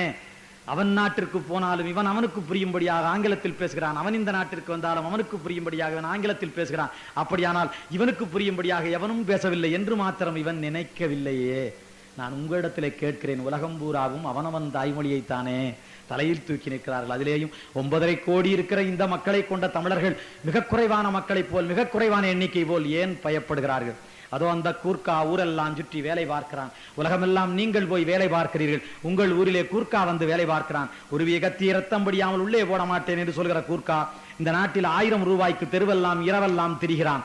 பொழுதே விடிந்து விடு, கூர்க்கா விழித்திருக்கிறான். பொழுதே விடிந்து விடு, பொழுதே முடிந்து விடு, பாவம் கூர்க்கா விழிந்திருக்கிறான் என்று ஒரு பாடல் வருகிறது. அதுபோல் 1000 ரூபாய்க்கு விழித்து வேலை பார்க்கிறான். இந்த கூர்க்காவுடைய எண்ணிக்கை மக்கள் தொகை லட்சக்கணக்கிலே. ஆனால் அந்த கூர்க்காவிற்கு ஒரு மொழி கிடையாது, எழுத்து மொழி கிடையாது. இப்போது அவன் எழுத்து மொழியை உருவாக்கி அந்த கூர்க்கா அவன் மொழியிலே தான் 1ஆவதிலிருந்து 10வது வகுப்பு வரை பாடம் என்று வைத்திருக்கிறான். அவார் மொழி என்பது உலகம் எல்லாம் பேசப்படுகிறது. நான் கூட அவார் பேசுகிறவன் பெருவாரியாய் இருப்பான் போல் இருக்கிறது என்று கற்பனை செய்தேன். அவார் மொழி பேசுகிறவன் வெறும் 6 லட்சம் பேர் தான் இருக்கிறான். அவார் மொழியிலே தான் மருத்துவம் படிக்கிறான், அவார் மொழியிலே தான் பொறியியல் படிக்கிறான், அவார் மொழியிலே தான் அறிவியல் படிக்கிறான், அவார் மொழியிலே தான் எல்லாம் படிக்கிறான். 6 லட்சம் பேரே கொண்டு அவன் அவார் மொழியிலே தான் படிக்கிறான். அவன் சொல்கிறான், என் அவார் மொழி அழிந்து போகுமே, ஆனால் நான் அழிந்து போவேன் என்று அந்த 6 லட்சம் பேர் மக்கள் தொகை கொண்ட அவார் மொழிக்காரன் பேசுகிறான். இந்தோனேசிய நாட்டிலே நூற்றுக்கணக்கான மொழிகள் இருக்கிறது. எல்லா மொழியையும் சேர்த்து பாஷா இந்தோனேசியா என்ற ஒரு மொழியை உருவாக்கி அந்த மொழியிலே இன்றைக்கு உயர்கல்வி வரையிலே கற்றுக்கொண்டிருக்கிறான். நான் கேட்கிறேன், சின்னஞ்சிறு நாடுகள் கூட, மொழி இல்லாத நாடுகள் கூட தங்கள் மொழியை உருவாக்கி இன்றைக்கு அந்த மொழியில் படிக்க வேண்டும் என்று விரும்பி வருகிற போது மிகப்பெரிய நாடான 9.5 கோடி மக்களை கொண்டிருக்கிற தமிழ் மக்களாகிய நீங்கள் உங்கள் தாய்மொழி வேண்டாம் என்று சொல்வது வெட்கமானதில்லையா, அவமானமானதில்லையா என்று நான் உங்களை பார்த்து கேட்கிறேன். எனவே தமிழர்களே, 1ஆவதுக்கும் கூட தமிழ் வேண்டாம் என்று சொல்கிற நாள் வந்துவிட்டது. இந்த நேரத்திலும் நீங்கள் விழிக்காமல் இருந்தால் எதிர்காலம் உங்களுக்கு இருண்டு போனதாகவே போய்விடும் என்பதை நான் உங்களிடத்திலே தெரிவித்துக் கொள்கிறேன். நான் உங்களிடத்திலே மிகுந்த அன்போடு இப்போது கேட்கிறேன். அறிவியல் புத்தகங்கள் தமிழில் இல்லை, அறிவியல் இல்லை என்று சொல்கிறார்கள். மிகச் சுருக்கமாக ஒரு 5 மணித்துளி அதற்கு மாத்திரம் சொல்லிவிடுகிறேன். அறிவியல் இல்லை என்கிறவனை பார்த்து நான் கேட்கிறேன். நான் இப்போது சொன்னேன், எல்லாம் சொன்னேன். மருத்துவ பட்டம் தமிழீழ நாட்டில் தமிழ் வழியில், பொறியியல் பட்டம் தமிழீழ நாட்டில் தமிழ் வழியில். 20 ஆண்டுகளுக்கு முன்னாலே எல்லா தமிழ் புத்தகங்களும் அங்கே இருக்கிறது, எடுத்துக்கொள்ளலாம். அதற்கு மேலே சொல்கிறார்கள் சொல் வளம் இல்லை என்கிறார்கள். தமிழர்களே, மிக வேடிக்கையான செய்தி. நீ காலையிலே அரிசியை எடுத்து அம்மாவிடம் கொடுக்கிறாய், அம்மா அரிசியை சோறாக்குகிறார். சோறு இரவு கஞ்சி ஆகிறது. முதலிலே அது அரிசி ஆகிறது, பிறகு அது சோறாகிறது, பிறகு அது கஞ்சி ஆகிறது. அரிசி, சோறு, கஞ்சி 3 சொற்களை நீ சொல்கிறாய். ஆனால் ஆங்கிலத்திலே அரிசி அது ரைஸ், சோறு அது ரைஸ், கஞ்சி அது ரைஸ், 3ம் ரைஸ் தான். பயிரியலிலே நம்முடைய சொல்வளத்தை பாருங்கள். இதான் பாட்டனி பயிரியல்ல அவன் நம்முடைய சொல்வளத்தை பாருங்கள். ஒரு காய் இருக்கிறது, ஒரு பழம் இருக்கிறது. இந்த பழத்தை காட்டி கேட்டால் வெள்ளைக்காரன் ஃப்ரூட் என்பான், பழம் என்று சொல்லிவிடுவான். பக்கத்தில் இருக்கிறது என்ன என்று கேட்டால் அன்ரைப்டு ஃப்ரூட், பழுக்காத பழம் என்பான். அட, பழுக்காத பழம் என்னடா? பழுக்காத பழம் தான் அவனுக்கு. பழுக்காத பழம் காய். நான் சொல்கிறேன் பழம், அவன் சொல்கிறான் பழுக்காத பழம் என்கிறான். பழுக்காத பழம் காய். அதற்கு பக்கத்திலே பிஞ்சு இருக்கிறது. அந்த பிஞ்சு உனக்கு தெரியுமாடா? அவனுக்கு ஒரு குஞ்சும் தெரியாது, பிஞ்சு தெரியாது அவனுக்கு. ஆனா நான் பிஞ்சை 5 வகையாக சொல்கிறேன்.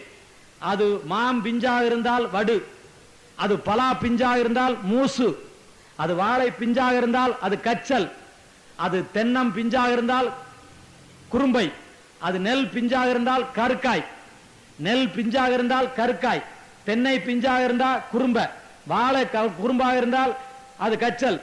நமக்கு பிஞ்சில் 5 வகை இருக்கு. அவன் சொல்கிறான் தமிழிலே இல்லை என்று சொல்கிறான். இது பாட்டனி. சுவாலஜி. இப்போ சுவாலஜி, விலங்கியல் தொடர்பாக இடத்துல சொல்கிறேன். குதிரை ஓடுகிறது, அது குதித்து ஓடுகிறது, அது குதிரை. அவன் ஹார்ஸ்னு சொல்லிடுறான். ஹார்ஸ், அதோட முடிஞ்சு வச்சவங்க, அதே, அதுக்கு மேல கிடையாது. நான் இப்போ சொல்கிறேன் குதித்து ஓடுவது குதிரை. மன்னர் ஏறி இருந்து எதிரி மன்னரோடு சண்டை இடுகிற போது, மன்னர் வாளால் சண்டை இடுகிற போது காலால் எட்டி உதைக்கிற குதிரை ஒன்று இருக்கிறது, அதற்கு பேர் இவுளி.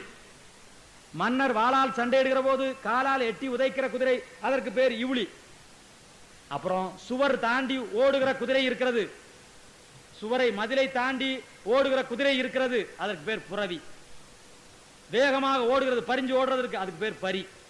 வேகமாக ஓடுவது பரி, சுவர் தாண்டி ஓடுவது புரவி, எட்டி உதைப்பது இவுளி, குதிரை, இத்தனை இருக்கிறது. அவனோட ஒரு ஹார்ஸோட முடிஞ்சு வச்சு. அப்புறம் தவளை. அவன் முதல்ல புகுமுக வகுப்புல தான் கொடுப்பாங்க, தவளையை பிடிச்சி அறுத்து கிடப்பாங்க. அந்த தவளை, அவன் தவளை, அதோட முடிஞ்சு வச்சு அவன் கதை. தாவி தாவி வருவது தவளை, அதோட முடிஞ்சு வச்சு அவன் கதை. ஆனால் தண்ணீரில் கிடப்பது தவளை, மணலிலே கிடப்பது என்ன? மணலிலேயே கிடப்பது நுணல். அது நுணல் சொல்லும் போதே அது மண்ணில் கிடக்கிற தவளை பொருள் புரிஞ்சிருது. அந்த மண்ணில் கிடக்கிற தவளையோட இயல்பு புரிஞ்சிருது. மண்ணில் கிடப்பது நுணல், அதுல முண்டு முண்டா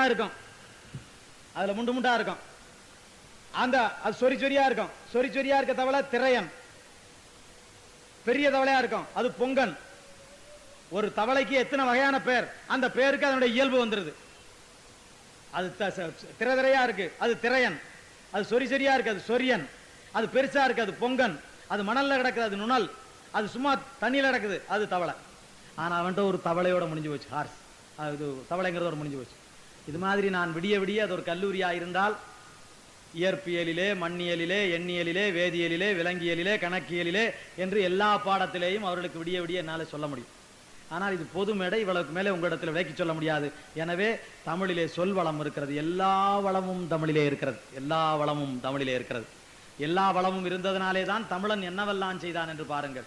எங்கள் இளையராஜா பல கோடி கொடுத்து கட்டிய திருவரங்கத்து கோபுரம் இப்போது வெடித்து போய் நிற்கிறது.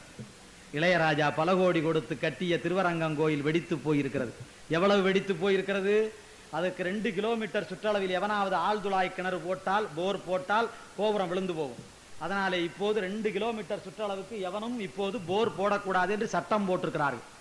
இப்போது கட்டிய கோபுரம் எங்கள் அண்ணன் இளையராஜா 1 கோடி கொடுத்து கட்டிய கட்டிடம், அது வெடிப்போடு நிற்கிறது, விழுந்து விட போகிறது. அதை சுற்றி எவனாவது ஆழ்துளாய் கிணறு அமைத்தால் அது விழுந்து போய்விடும். எனவே 2 கிலோமீட்டருக்குள் எவனும் ஆழ்துளாய் கிணறு அமைக்கக்கூடாது.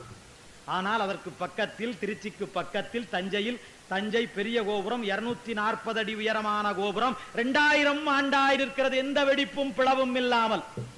எங்களிடத்திலே அறிவியல் இல்லையா? யாரிடத்தில் அறிவியல் இல்லை என்கிறாய்? இன்றைக்கு ஒரு கிரேன் என்கிற மின் தூக்கி, மின் ஏணி, லிப்ட் மேல போடுறது, மின் தூக்கி அப்படியே ஒரு சாமான தூக்குது, மின் தூக்கி கிரேன். அந்த கிரேன் ஒரு 10 டன் தூக்கக்கூடிய கிரேன் நீங்கள் பார்த்திருப்பீர்கள். ஆனால் தஞ்சை பெரிய கோயிலில் 240 அடி உயரத்திற்கு 80 டன் எடையுள்ள ஒரு கல்லை தூக்கி வைத்திருக்கிறான். ஒரு கல்லுடைய எடை 80 டன். இன்றைக்கு மின் தூக்கி என்று சொல்லப்படுகிற கிரேன்கள் 10 டன்னை ஒரு 10 அடி தூக்காது. ஆனால் 240 அடிக்கு 80 டன் எடையுள்ள கல்லை தூக்கி வைத்திருக்கிறான். எங்களிடத்துல பொறியியல் இல்ல, எங்களிடத்துல அறிவியல் இல்ல. நான் இப்போது கேட்கிறேன், இந்த கையிலே கட்டியிருக்கிற மணிக்கூடு, இந்த மணிக்கூடை கண்டவன் பெல்ஜியன்காரன். இந்த பெல்ஜியத்திலே லியார்ட் நகரத்திலே அவனுடைய வீடு இன்னமும் இருக்கிறது. அந்த வீட்டிலே கண்காட்சி வைத்திருக்கிறார்கள். அவன் யார் யாருக்கெல்லாம் மணிக்கூடு செய்து கொடுத்தானோ அதெல்லாம் கண்காட்சியா வைத்து விட்டு போயிருக்கிறான். ஜெர்மன் மொழியிலே ஒரு கடிகாரம், பிரெஞ்சு மொழியிலே ஒரு கடிகாரம், ஆங்கில மொழியிலே ஒரு கடிகாரம். அவனுடைய வீட்டிலே இந்தியாவிலே இருக்கிற ஒரிசா மொழியிலே, ஜப்பான் ஒரிசா மொழியிலே, அஸ்ஸாம் மொழியிலே, பஞ்சாபி மொழியிலே, இந்தி மொழியிலே, எந்த மொழியிலே இருக்கிறது சுற்றி சுற்றி பார்த்தால் அவனுடைய வீட்டிலே தமிழ் மொழியிலே மாத்திரம்தான் கடிகாரம் இருக்கிறது. பெல்ஜியம் நாட்டுக்கு அந்த காலத்திலே போய் அவனிடத்திலே சொல்லி மணிக்கூடு செய்து வாங்கி கொண்டு வந்திருக்கிறான் தமிழன். நைல் நதி பாய்கிற எகிப்து நாட்டில் 8 பட்டை கோபுரம் என்று சொல்லப்படுகிற பிரமிடுகள் இருக்கிறது. மாவீரன் நெப்போலியன் உள்ளே போய் வெளியே வருகிறான். என்ன கண்டாய் நெப்போலியா என்று கேட்டால், நான் கண்டது சொன்னால் நம்ப மாட்டீர்கள், உள்ளே போய் பாருங்கள் என்று சொல்கிறான். இன்றைக்கு கூட 8 பட்டையிலே உட்கார்ந்தால் அவர்கள் மனம் அமைதியாகிறது என்று சொல்கிறார்கள். நம்முடைய கோவை நகரத்தில் பக்கத்தில் எங்கோ கட்டியிருக்கிறார்கள். அப்படி 8 பட்டை பிரமிடு என்பது அறிவியல் பூர்வமாக இவருடைய உள்ளத்தை அமைதிப்படுத்தக்கூடியது என்று சொல்கிறார்கள். ஆனால் அந்த 8 பட்டை பிரமிட்டுக்குள்ளே, எகிப்திற்குள்ளே போய் பார்த்தால் உள்ளே அவன் போட்டிருக்கிறான், கல்வெட்டு வைத்திருக்கிறான், இதை கட்டியவன் தமிழன். அதிலே அவன் இன்னமும் சொல்கிறான், நைல் நதியிலே அணை கட்ட வந்த தமிழன் கொசுராக இதையும் கட்டிவிட்டு போனான் எழுதி வைத்திருக்கிறான். கொசுரே இந்த போடு போட்டால் என்ன கதியாவது? நைல் நதியிலே அணை கட்ட வந்த தமிழன் கொசுராக இதையும் கட்டிவிட்டு போனான் என்று அதிலே போட்டு வைத்திருக்கிறான். நான் கேட்கிறேன் உங்களை பார்த்து, எங்களுக்கு தெரியாத கலை எந்த கலை? உளவு தொழிலுக்கு நாங்கள் அணை கட்டினோம். எங்கள் கல்லணையை இன்றைக்கு வெள்ளைக்காரன் பார்த்து வியப்படைகிறான். 2000 ஆண்டுக்கு முன்னாலே கட்டப்பட்ட கல்லணையில் இருக்கிற மரக்கதவுகளில் 1-2 பழுதாகி இரும்பு கதவு போட்டிருக்கிறார்கள். நீங்கள் போனால் பாருங்கள், இப்போது போடப்பட்ட இரும்பு கதவிலே கசிவு இருக்கிறது. ஆனால் 2000 ஆண்டுக்கு முன்னாலே போடப்பட்ட மரக்கதவில் ஒரு துளிதானும் கசிவு கிடையாது. அப்படி ஆற்றல் உள்ள அறிவியல் உள்ளவர்களாக வாழ்ந்த நாம் இன்றைக்கும் நம்முடைய தமிழிலே தமிழீழ பிள்ளைமார்கள் வேதியியலை, விண்ணியலை, மண்ணியலை, எண்ணியலை, விலங்கியலை, பொறியியலை, அறிவியலை, மருத்துவத்தை எல்லாம் தமிழிலே புத்தகமாக வைத்திருக்கிற போது தமிழிலே இல்லை என்று எவனோ புழுகுகிறான் என்று ஏற்றுக்கொள்ளலாமா? ஆங்கிலத்திலே படிக்கலாம் என்று அலையலாமா? நம்முடைய தாய்மொழியான தமிழ் மொழியை நம் காலில் போட்டு மிதிக்கலாமா? தமிழிலே படித்து தமிழிலே வெற்றி பெற்று உலகம் பூராவும் தமிழ் கொடி தூக்க வேண்டாமா என்று நான் உங்களை பார்த்து கேட்கிறேன். ஒன்னாவது கூட தமிழிலே இருக்கக்கூடாது என்று ஒருவன் சொன்ன பிறகும் இந்த மண்ணில் தமிழ் தமிழ் என்று பேசுகிறவர்கள் இருப்பதிலே என்ன இருக்கிறது என்று நான் கேட்கிறேன். பூ அற குப்புசாமி கரூர் நகரத்திலே ஒரு வழக்கறிஞர் 80 அகவையாகிறது. அவரை திருச்சியிலே ஒரு கூட்டத்திலே பேச சொன்னார்கள். நான் இந்த கூட்டத்தில் சொன்ன அதே சொல்லி கேட்டார். அண்ணா சாலை என்று போட மாட்டேன் என்று சொல்கிற சோவை ஒரு மேடையில் ஏறி செருப்பால் அடித்தால் 75 ரூபாய் தான் தண்டம். இந்நேர வரையில் ஒரு தமிழன் அடித்து 75 ரூபாய் தண்டம் கட்ட தயாரில்லை என்கிற போது இனிமேல் தமிழன் பேசுவது தேவையில்லை என்று சொல்லிவிட்டார். நான் அதைத்தான் உங்களை கேட்கிறேன். இவ்வளவுக்கும் பிறகும் நான் வாழாமல் இருந்து என்ன செய்ய? அதனாலேதான் நான் தமிழ்நாட்டு தமிழர்களுக்கு பேசுவதற்கு பதிலாக தமிழீழ தமிழர்களுக்காக நாடு பூராவும் பேசி வருகிறேன். வேறு காரணம் ஒன்றும் இல்லை. இவர்களுக்காக பேசி பேசி என் நாக்கு செத்து போனது. நான் உங்களை பார்த்து கேட்கிறேன். அதோ எங்கள் தாப்பலூரிலே சின்னசாமி ஒரு நாள் காலை திருச்சி நகரத்தில் சந்திப்பில் எல்லா ஊர்களிலும் இருந்து வருகிற வண்டிகள் எல்லாம் நிற்கிற நேரத்தில் விடிகாலை பொழுதில் 5 மணிக்கு அத்தனை தொடர் வண்டிகளும் வந்து நிற்கிற வேளையில் பல்லாயிரக்கணக்கான பேர் வந்து இறங்குகிற வேளையில் திருச்சி சந்திப்பில் தன் தலையில் தானே கண்ணை ஊற்றிக்கொண்டு பெட்ரோல் கண்ணை ஊற்றிக்கொண்டு நெருப்பு வைத்துக் கொண்டான். ஓடியது கூட்டம், சுற்றியது கூட்டம், பரவியது கூட்டம், பார்த்தது கூட்டம், என்னவென்று கேட்டது கூட்டம். என் கையிலே சிறு நெருப்பு பட்டால், என் கையிலே சூடுபட்டால் குழம்பு சோற்றில் கை வைக்கிற போது கை எரிகிறது. என் கையிலே சிறு சூடுபட்டால் இதிலே தட்டுப்படுகிற போது கை எரிகிறது. காலையிலே சுட்டுக்கொண்டேன், இதில் தட்டிக்கொள்கிற போது எரிச்சல் வருகிறது. ஆனால் உடம்பெல்லாம் நெருப்பு எரிகிற போது எங்கள் சின்னசாமி ஐயோ என்றானா, அம்மா என்றானா? என்றால் இல்லை தோழர்களே, தமிழ் வாழ்க, தமிழ் வாழ்க, தமிழ் வாழ்க என்றே சொன்னார். உன் பெயர் என்ன, உன் ஊர் என்ன, உன் பெயர் என்ன, உன் ஊர் என்ன என்று கேட்டார்கள். தமிழ் வாழ்க, தமிழ் வாழ்க, தமிழ் வாழ்க என்றே சொன்னார். சாக்கு கொண்டி போர்த்தி அவனை உருட்டி எடுத்து அவனை கேட்டார்கள். அப்பா, இவ்வளவு பெரும் ஈகம் செய்திருக்கிறாயே, அப்பா இவ்வளவு பெரிய தியாகம் செய்து விட்டாயே, நீ யார்? உன் தந்தை யார்? உன் தகப்பன் யார்? உன் தாய் யார்? உன் ஊர் எது? உன் பேர் எது? நாங்கள் சொல்ல வேண்டாமா? சொல்ல என்று கேட்டார்கள். தமிழ் வாழ்க, தமிழ் வாழ்க என்றே சொன்னார். மருத்துவமனையிலே கொண்டு போய் போட்டார்கள். பேர் பதிவு செய்ய வேண்டும் என்று கேட்டார்கள். உன் பேர் என்ன என்று கேட்டார்கள். தமிழ் வாழ்க, தமிழ் வாழ்க என்றே சொன்னான் சின்னசாமி. நான் கேட்கிறேன் திராவிட இயக்க தோழர்களே, நான் கேட்கிறேன் தேசிய தோழர்களே, நான் கேட்கிறேன் தமிழர்களே, இந்தியை ஒழிக்க சின்னசாமி செந்தியிலே குளித்தானே, இந்தி ஒழிந்த பிறகு எங்கள் செந்தமிழ் வரும் என்றல்லவா குளித்தான். இந்திக்கு பதிலாக ஆங்கிலம் வரவா என் சின்னசாமி செத்து போனான் என்று சொல்லுங்கள் தோழர்களே, சொல்லுங்கள். இந்தி வந்தால் என்ன, ஆங்கிலம் வந்தால் என்ன, என்ன இளவு வந்தால் என்ன, எல்லாம் வேறு மொழிதானே. இந்தி வேறு மொழி என்பது போல் ஆங்கிலமும் எனக்கு வேறு மொழிதானே. என் தாய்மொழியான தமிழ் மொழி வேண்டும் என்றுதானே தங்கள் தேக்குமர தேகத்திற்கு தீ வைத்து செத்து போனார்கள் அது தமிழர்கள். எனவே நான் கேட்கிறேன், சொல்லுங்கள். ஆனால் தமிழர்களே, சென்னை நகரத்தில் பார்த்தேன், காமராஜர் புதைமேட்டுக்கு பக்கத்தில் பார்த்தேன், காந்தியார் நினைவு மண்டபத்திற்கு பக்கத்தில் பார்த்தேன், பக்தவச்சலத்திற்கு நினைவு மண்டபம் கட்டியிருந்தார்கள். திமுக தோழர்களே, உங்களை பார்த்து நான் கேட்கிறேன், நாளைக்கு ஒரு இந்திய எதிர்ப்பு தியாகியின் பிள்ளைக்கு இரவு காவலர் வேலை கிடைத்து அவன் பக்தவச்சலம் மண்டபத்தில் பணியாற்ற போனால் அதை விட கேவலம் வேற என்ன, வேற என்ன? நீங்கள் சொல்லுங்கள். இந்திய எதிர்ப்பு தியாகியின் பிள்ளைக்கு இரவு காவலர் வேலை கிடைத்தது பக்தவச்சலம் மணிமண்டபத்திலே என்று ஒரு பாட்டு எழுதியிருக்கிறான். பக்தவச்சலம் இந்திய எதிர்ப்பு தியாகிகள் சோற்றுக்கு இல்லாமல் செத்து போனவர்கள் என்று சொன்னான். அப்படி சொன்னவன் மணிமண்டபம் கட்டப்பட்டு அதிலே இந்திய எதிர்ப்பு தியாகியின் பிள்ளை வேலை பார்த்தால் அதை விட கொடுமை வேற என்ன, வேற என்ன? நீங்கள் சொல்லுங்கள். எனவே தமிழை காப்பாற்ற வாருங்கள். எப்படி நீங்கள் காப்பாற்ற வர முடியும்? தமிழ் வெல்லும் தமிழ் என்று ஐயா கொடுத்திருக்கிறார். தமிழ் எப்படி வெல்லும், எப்படி வெல்லும், எப்படி வெல்லும் என்று நான் உங்களை கேட்கிறேன். தமிழ் எப்படி வெல்லும் தெரியுமா? அன்றைக்கு அவர்கள் சிங்களம் வேண்டாம் தமிழ் வேண்டும் என்றார்கள். நான் இந்தி வேண்டாம் தமிழ் வேண்டும் என்றேன். சிங்களம் வேண்டாம் என்ற பிறகு அவர்களுக்கு 20 இடம் கிடைத்தது. அவர்கள் பாராளுமன்றத்திற்கு போனார்கள். பாராளுமன்ற பதவி கிடைத்த பிறகும் அவர்கள் சிங்களம் வேண்டாம் என்றார்கள். அதனாலே அவர்கள் அடித்தார்கள். அவர்கள் செங்குருதி சிந்தியது. பதவி கிடைத்த பிறகும் அவர்கள் வேண்டாம் என்றார்கள், அடிபட்டார்கள். பதவி கிடைத்த பிறகும் அவர்கள் வேண்டாம் என்றார்கள், சுடுபட்டார்கள். பதவி கிடைத்த பிறகும் அவர்கள் வேண்டாம் என்றார்கள், கொல்லப்பட்டார்கள். பதவி கிடைத்த பிறகு வேண்டாம் என்றார்கள், வெடிகுண்டு வீசப்பட்டார்கள். பதவி கிடைத்த பிறகு அவர்கள் போராடினார்கள் தமிழுக்கு. அவர்கள் பதவி கிடைத்த பிறகு கொண்ட கொள்கையை விடவில்லை. அதனாலே அந்த மண்ணில் புரட்சி வெடித்தது. இங்கே தமிழ் வேண்டும் என்றார்கள், இந்தி வேண்டாம் என்றார்கள், பதவி கிடைத்தது. பதவி கிடைத்த பிறகு இவர்கள் தமிழ் வேண்டும் என்று சொல்லாமல் விட்டு விட்டார்கள். பதவி கிடைத்த பிறகும் இவர்கள் தமிழ் வேண்டும் என்று சொல்லி இருந்தார்கள், அடிபட்டிருப்பார்கள். பதவி வந்த பிறகும் இந்தி வேண்டாம் என்று சொல்லி இருந்தார்கள், கலைபட்டிருப்பார்கள். பதவி வந்த பிறகும் இவர்கள் எதிர்த்திருந்தார், இவர்கள் உதைபட்டிருப்பார்கள், குண்டு வீசப்பட்டிருப்பார்கள், கொன்று வீசப்பட்டிருப்பார்கள். இந்த மண்ணிலேயும் புரட்சி வந்திருக்கு. பரவாயில்லை, அது கடந்த காலம்.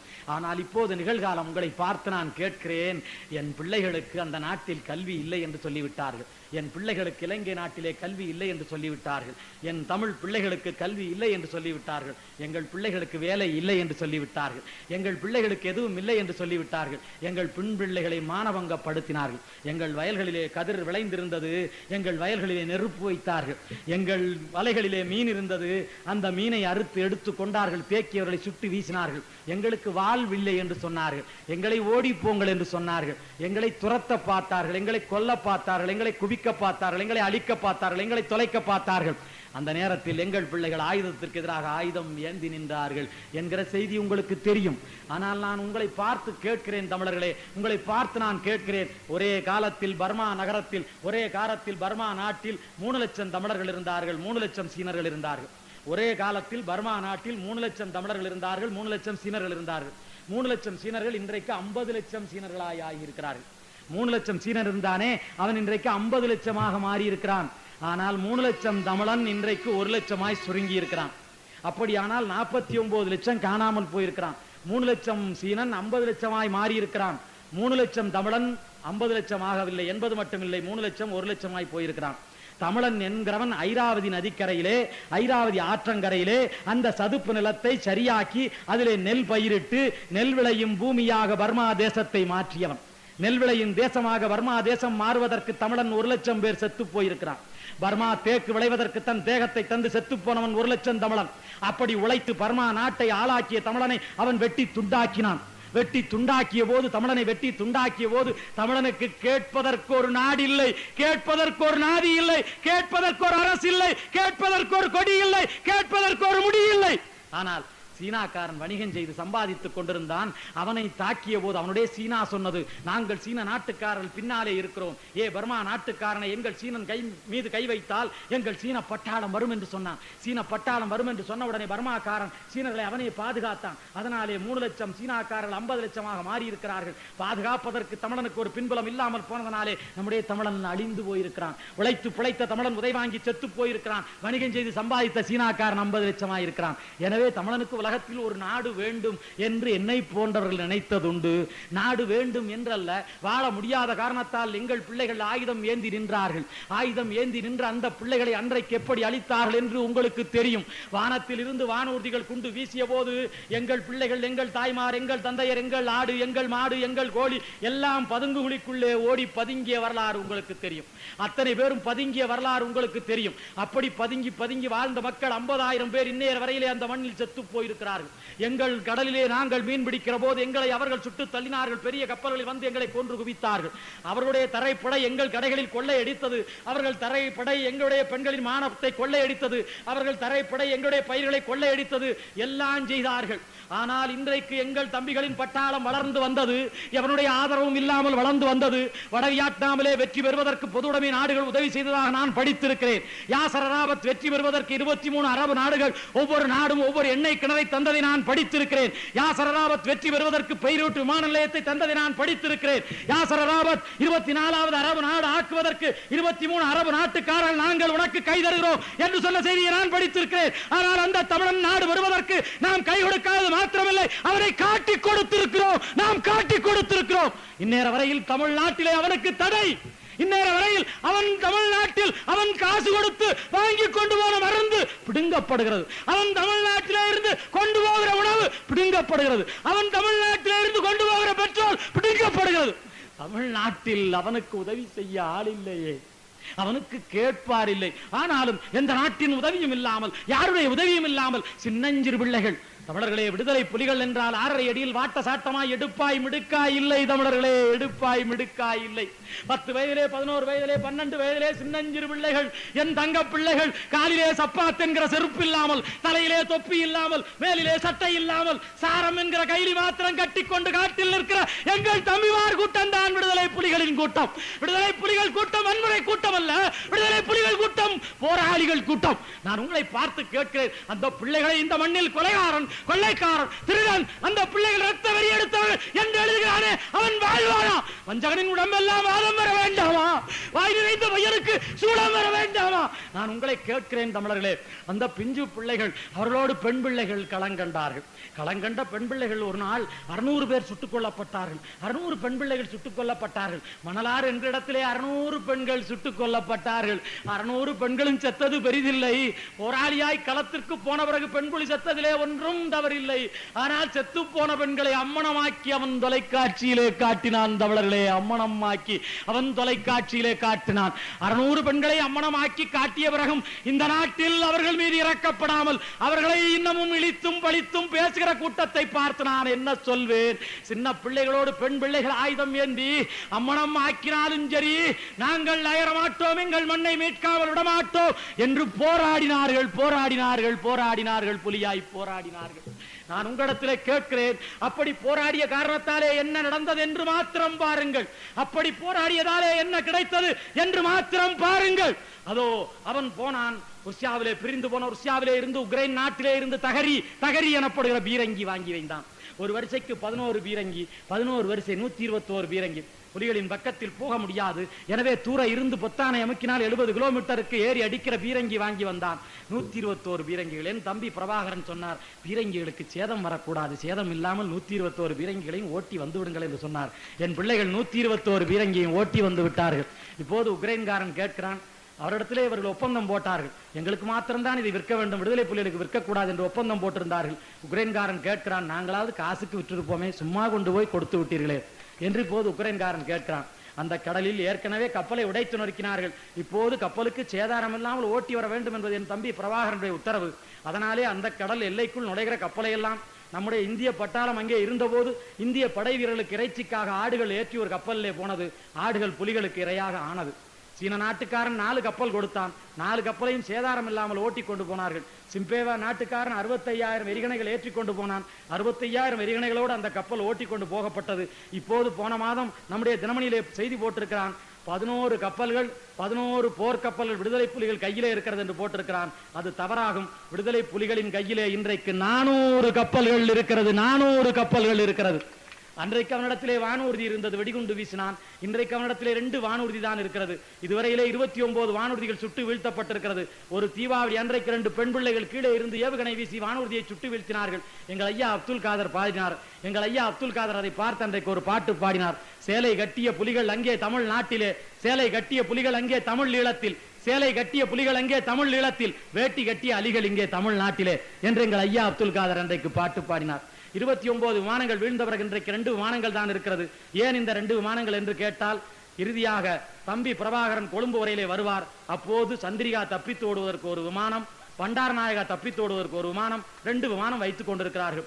அன்றைக்கு அவருடைய கடற்படை அழிந்து போனது, நம்முடைய கடற்படை இன்றைக்கு நிற்கிறது. நம்முடைய வான்படை இன்றைக்கு பறந்து கொண்டிருக்கிறது.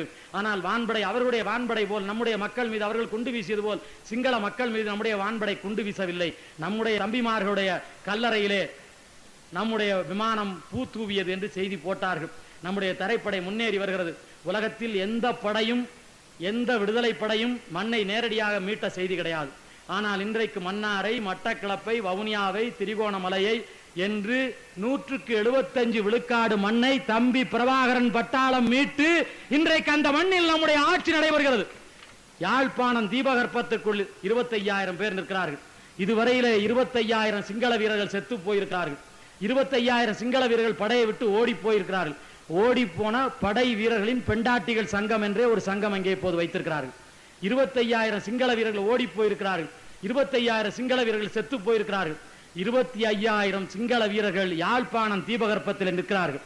யாழ்ப்பாணத்திலே ஆணையுறவு பாதை மாத்திரம்தான் மண் பாதை, 3 பக்கத்திலே கடல் இருக்கிறது. இந்த 25,000 பேரும் ஓடி போக தயார். ஆனால் 3 பக்கத்திலே கடல் இருக்கிறது, ஓட முடியாது. இந்த ஒரு பக்கத்திலே ஓட பார்க்கிறார்கள். என் தம்பியின் படை நிற்கிறது. இன்றில்லை, நாளை இல்லை, நாளை மறுநாள், இன்னும் 1 மாதம் 2 மாதத்தில் அன்றைக்கு வங்க தேசத்தில் பாகிஸ்தான பட்டாளம் இந்தியாவின் முன்னாலே 1,00,000 பேர் சரணடைந்தது போல என் தம்பியின் முன்னாலே 25,000 பேர் யாழ்ப்பாணத்திலே சரணடைகிற காட்சியை உலகத்தின் தொலைக்காட்சிகள் எல்லாம் காட்டும். அன்றைக்கு எங்களுடைய தமிழ் கொடி பறக்கும், தமிழீழம் பிறக்கும், தமிழர் வாழ்வு சிறக்கும்.